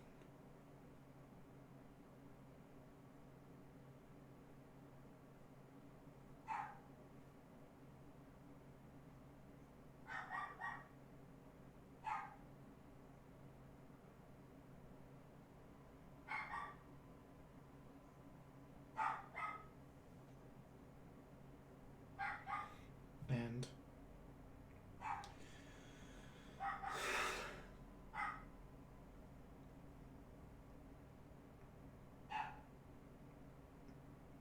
I felt her presence. He stares at you. Your stepmother.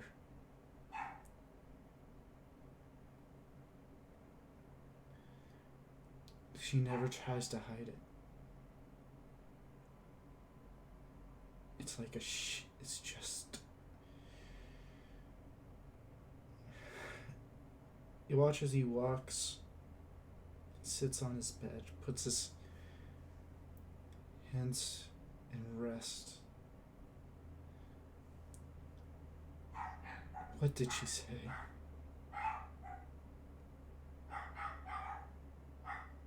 Please just tell me.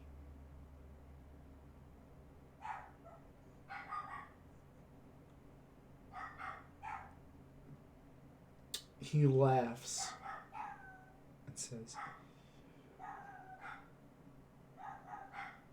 what did she say to... What, how does this even work?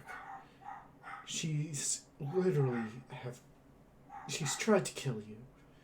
She's done all this, and now she wants to be a good mother.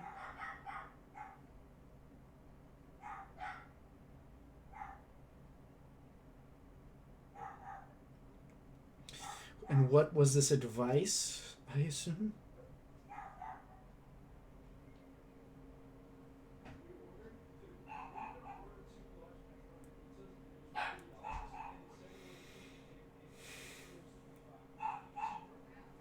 He...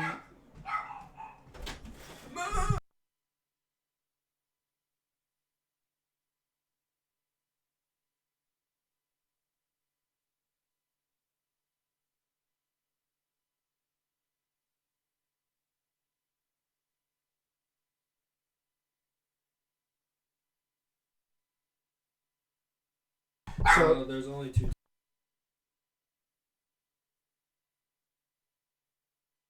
Sorry for that interruption, but you watch as he looks up and says, I am so tired right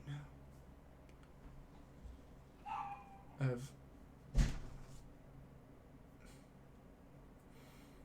I've tried so hard to just make sure that in the future we can live a just and normal life.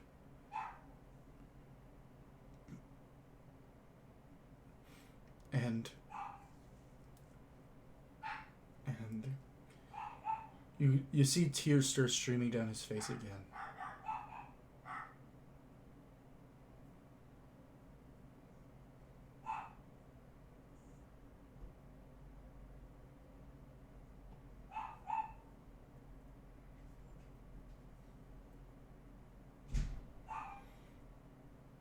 He looks up. He looks over to you and stays silent, as he can barely control himself at this point.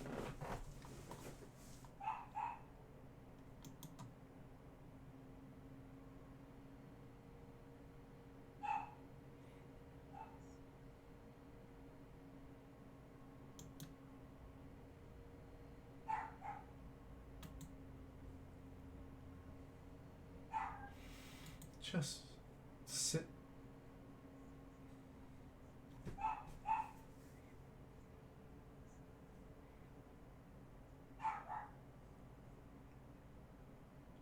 I don't want you to leave my side. I'm sorry I walked away from you. I'm sorry I just don't know how to feel.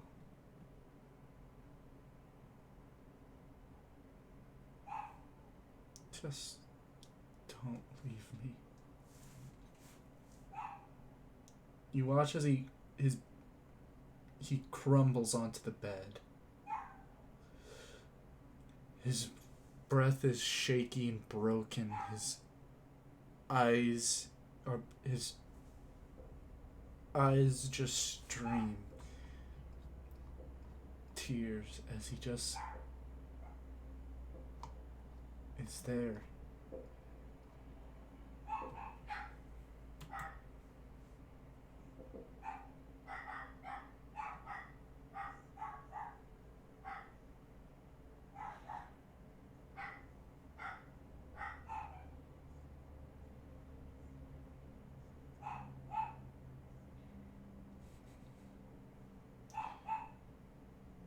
as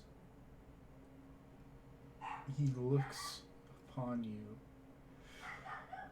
he tries and fails to make himself calm, to try and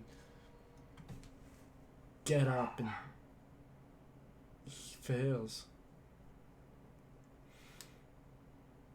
He looks to you and says, I've been trying to do everything to... I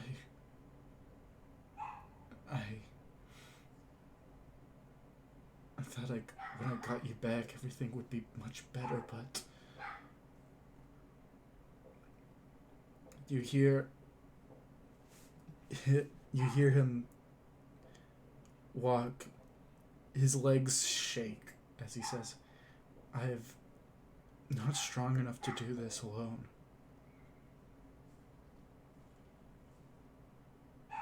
He falls to the floor in front of you as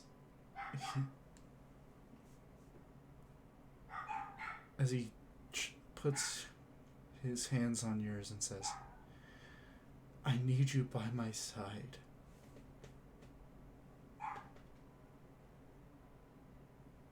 And I can't handle it. I can't handle the thought of anyone destroying us. I'm so tired of it. I want us to be free, but we'll never be free until...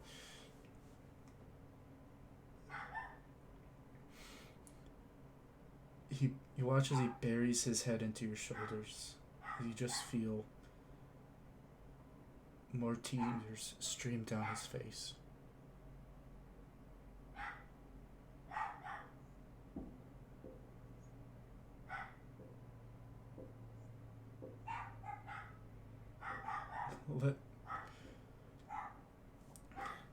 Just don't leave me. As his arms wrap around you and just squeeze.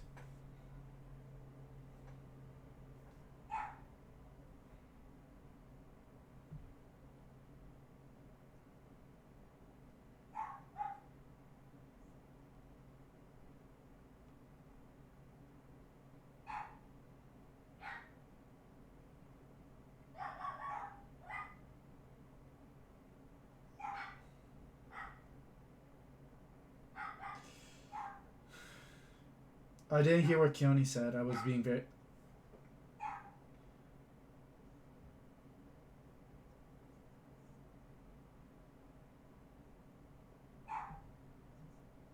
Isabella's good! I will. I'll go with you to the end of the world.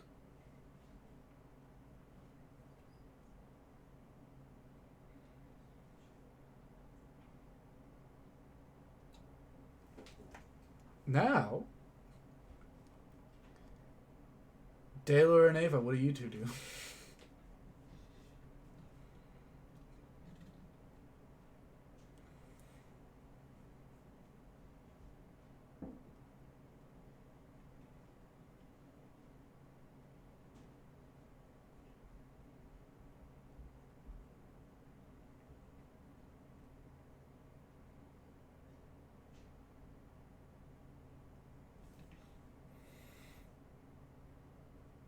You see the emptied room.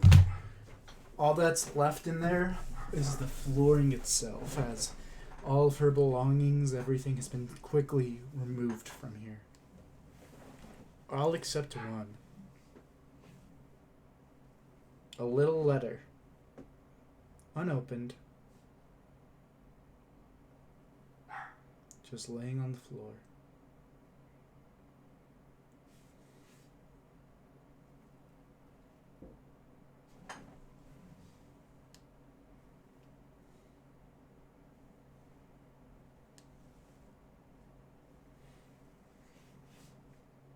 As you pick up the letter, it's not addressed to anybody, and it's made of simple parchment.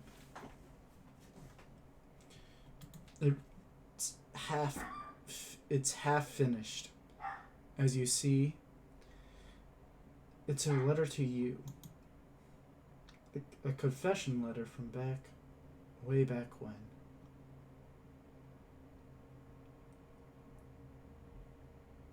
It goes over how Serva never spoke, as she was insecure about how she felt about her voice and didn't want to disgust you. About how she was worried that you didn't even like her or even thought that she was an part of the competition.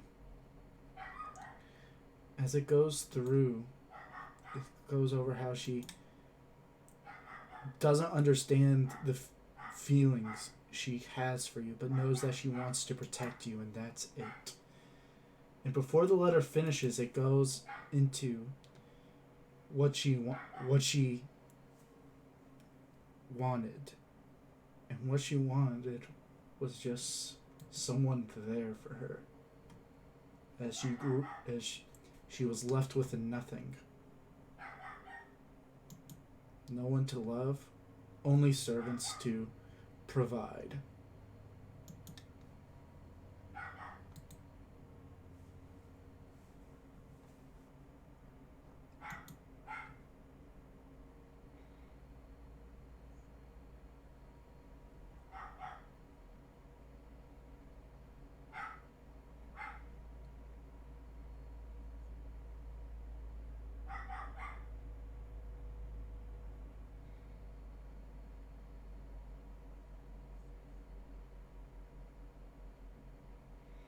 It's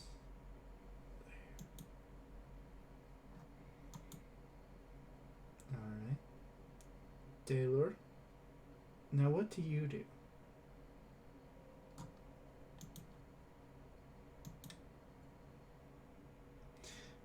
It's about 5. Dinner's at 6, and y'all leave at about midnight.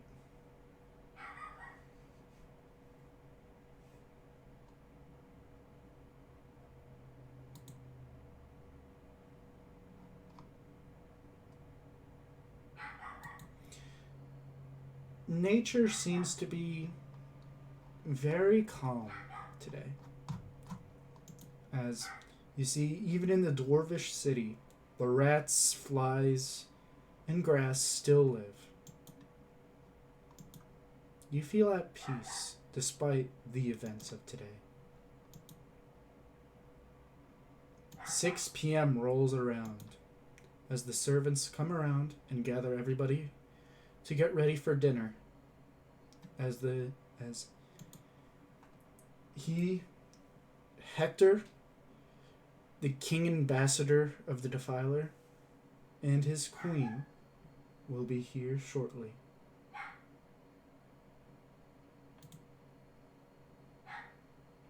You each enter into the kitchen as the chef looks to you and says, "This will be the last meal I cook for this hold. I hope everyone enjoys it." Before guiding everybody to their seats, with Carden, Keone, and Daylor. Carden, Keone, and Daylor sitting on one side. Ava, Crispy, and Melina sitting on another, with Crispy looking very frazzled.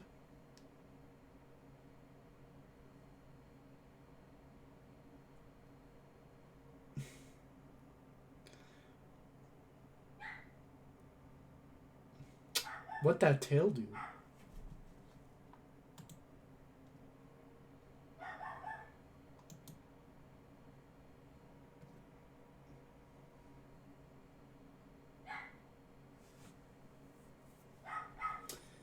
Yeah, yes, there we go. That's perfect. Big lady. But the only 2 seats that are open are the ones at the opposite sides. Yes. Now, everyone waits as you hear the steps of two people, Very and Hector, who look to Keon with a smile.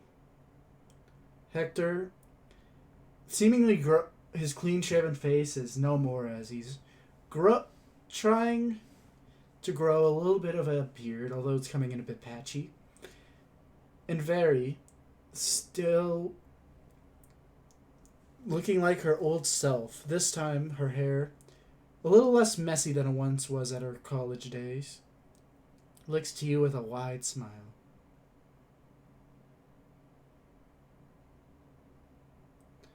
Their smiles completely fade as Hector walks over and says, "What?" and looks over at everybody and notices that the only person really happy is Melina. As he says, "What happened?"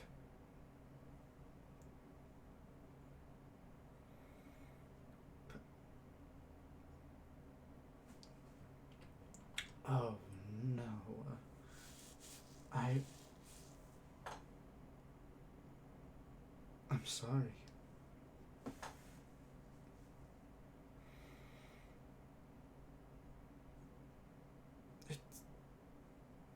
Carden looks to you and says, in his softest of voice as he can, "Do not put the blame on yourself."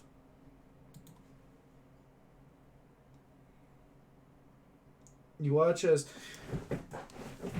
Hector looks down and says, "Coney,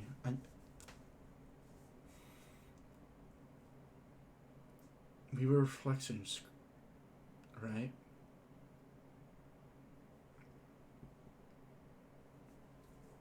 I couldn't stop it either."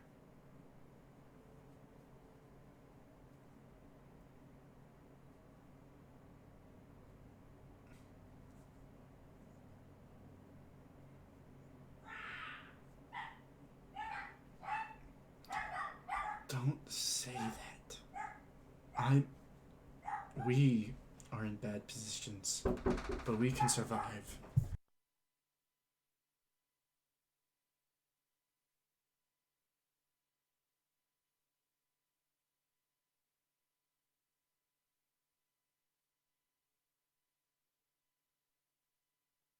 Listen, I was forced to be ambassador to that monster.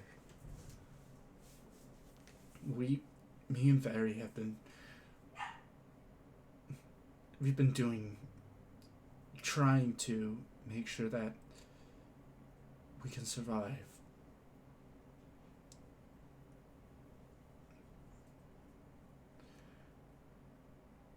You're right.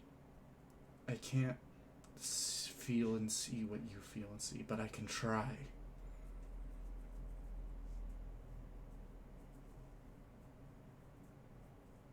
You see Very, the portly drow, looks over to the little kobold and says, "Is he okay?" "Oh, congratulations. I see the honeymoon's already taken effect." You watch as Melina looks like she is happy as can be. And she says, "Well, at least one person's happy."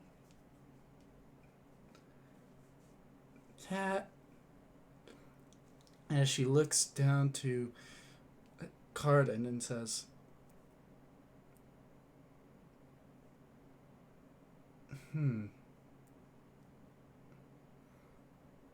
"Before the reflection broke, I feel like we were tied somehow, Mr." Carden looks up at her, seems very confused, and says, "I don't know what to think of this."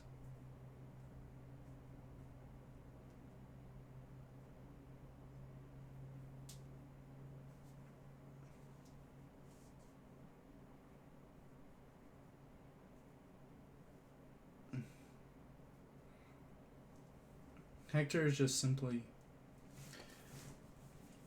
takes a deep breath and says, I think we should just talk it over dinner. Is that okay with everybody? Is he...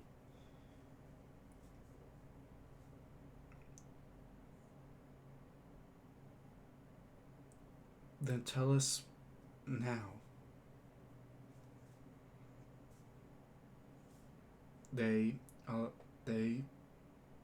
grab yours.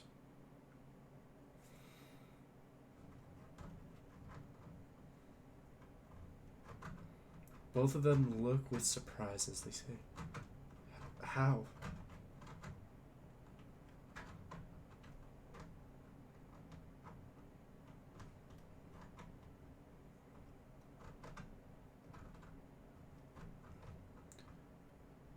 As they both take a second, there he says, "Was there any other options?"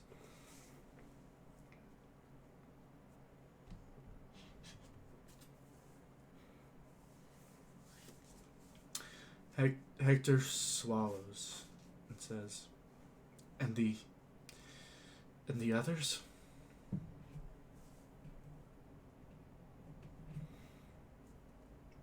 Them, you can tell that they are thinking something, but you don't know what. As Hector just looks to you and says,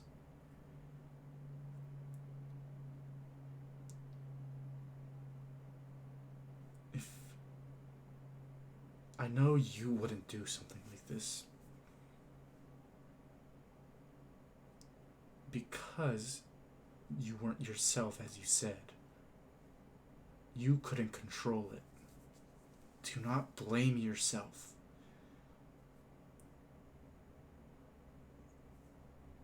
You did nothing. It was whoever that made the curse. It's their fault. Whoever made you that way. You do not hold the fault. You could, but you still... You didn't choose anything."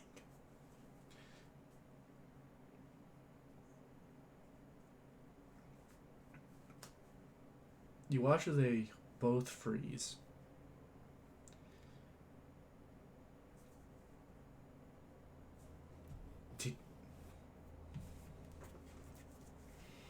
Both Vanny and Hector look down and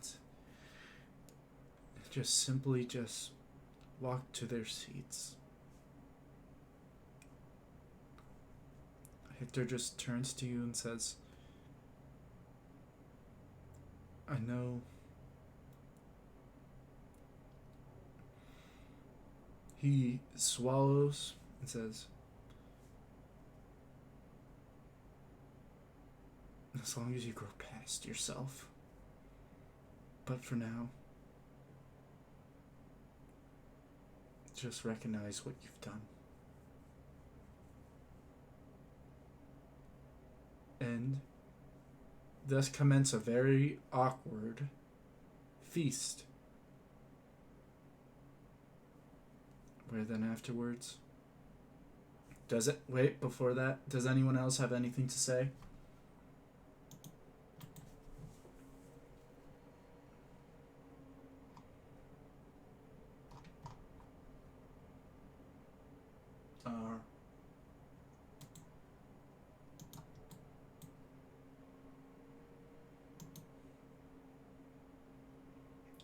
You watch as Hector looks over to you and says, "Ask away."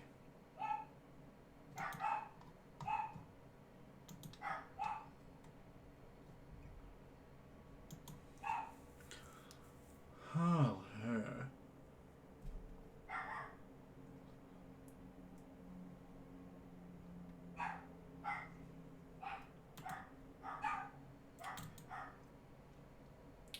For what?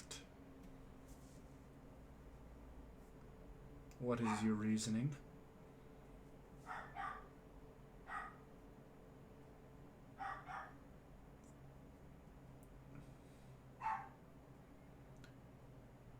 It sounds like it's not about them, it's just about her, is that correct?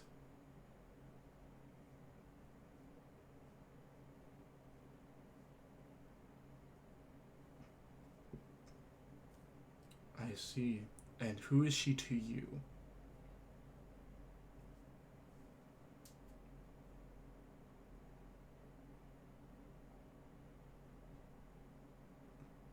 You watch as Hector and Barry look at each other for a moment, and then Hector turns to you and says, I can't just make them leave their new positions, but I can protect them, ensure that some measures are taken place so that they can immediately leave once they are in danger.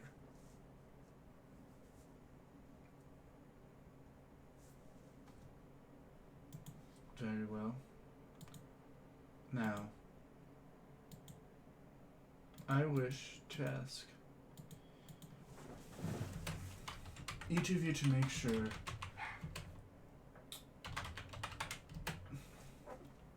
that if you continue your path, do so with confidence and never let your footfalls falter.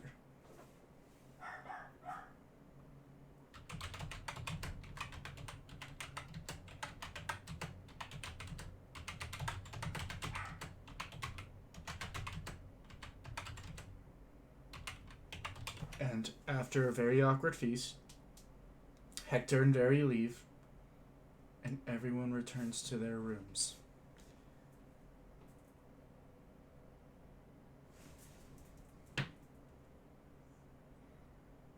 He puts his hand on yours and says, we can do what you're planning after we use Blackbeard. Tonight. Remember, after midnight.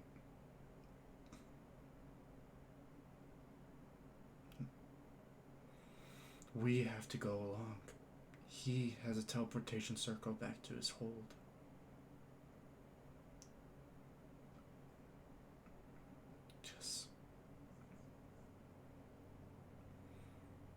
He looks at you with pained eyes and says, do you promise me we'll be back in time for this? I can't do it alone, and I need you.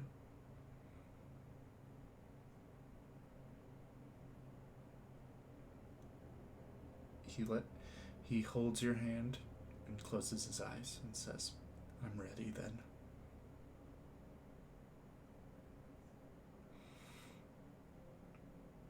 He does as you say, and you both meet up with your bags filled with of your clothes and whatnot.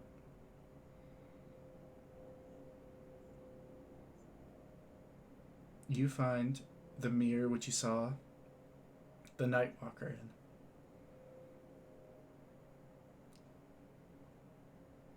You see your room.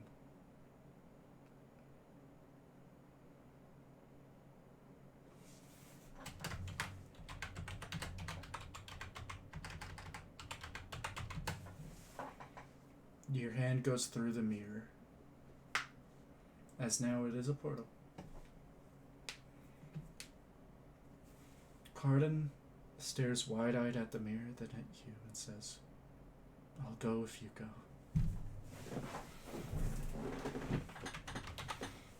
No, your wife has you right now. Make another Constitution saving throw.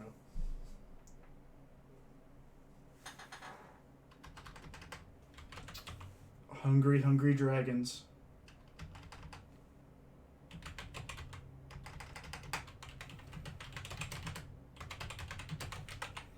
You survive another night.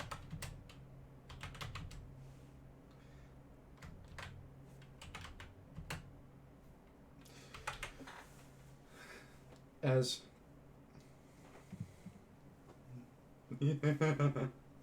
Carden and Keone enter through the mirror. Would you like to share it to the party?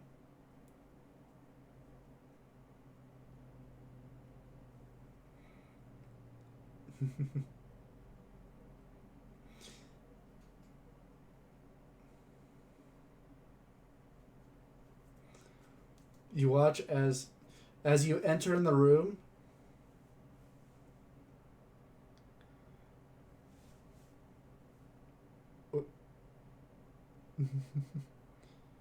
I told you have to read. You have to read the Cruel Prince.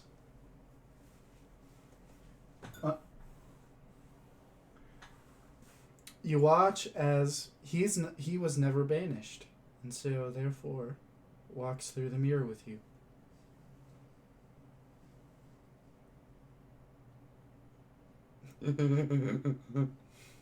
As he enters in.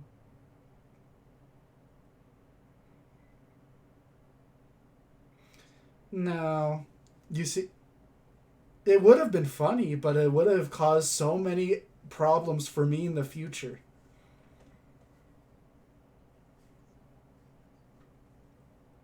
But does Cardin deserve the problems?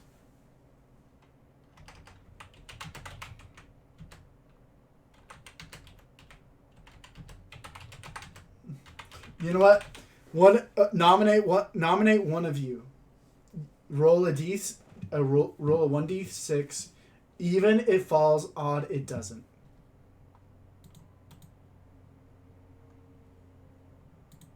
Because it's your idea.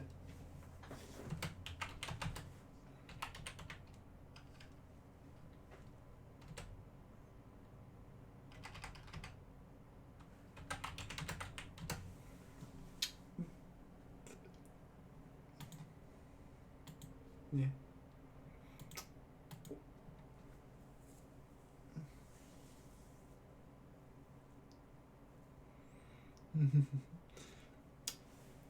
What does Keone say as Cardin sets down his things and starts unpacking? As you could still see the mirror shows the manner.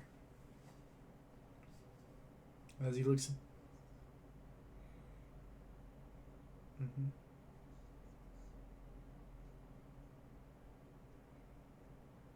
And what does this note say?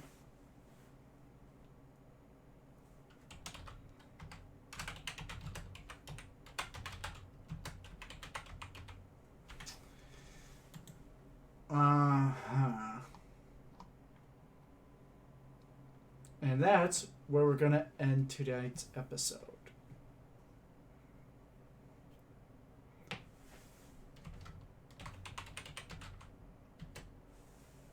Oh, yeah, I'll let you do that before we end it. As after this is a long rest.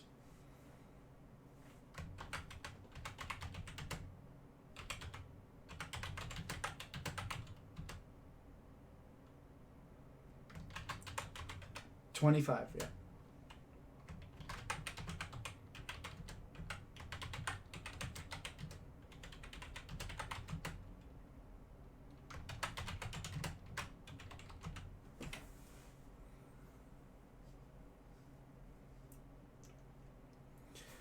You hear after a momentary silence, "Thank you, little brother."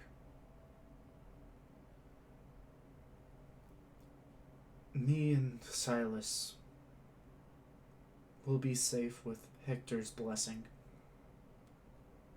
Be sure to make your journey a safe one. I love you. And that's it.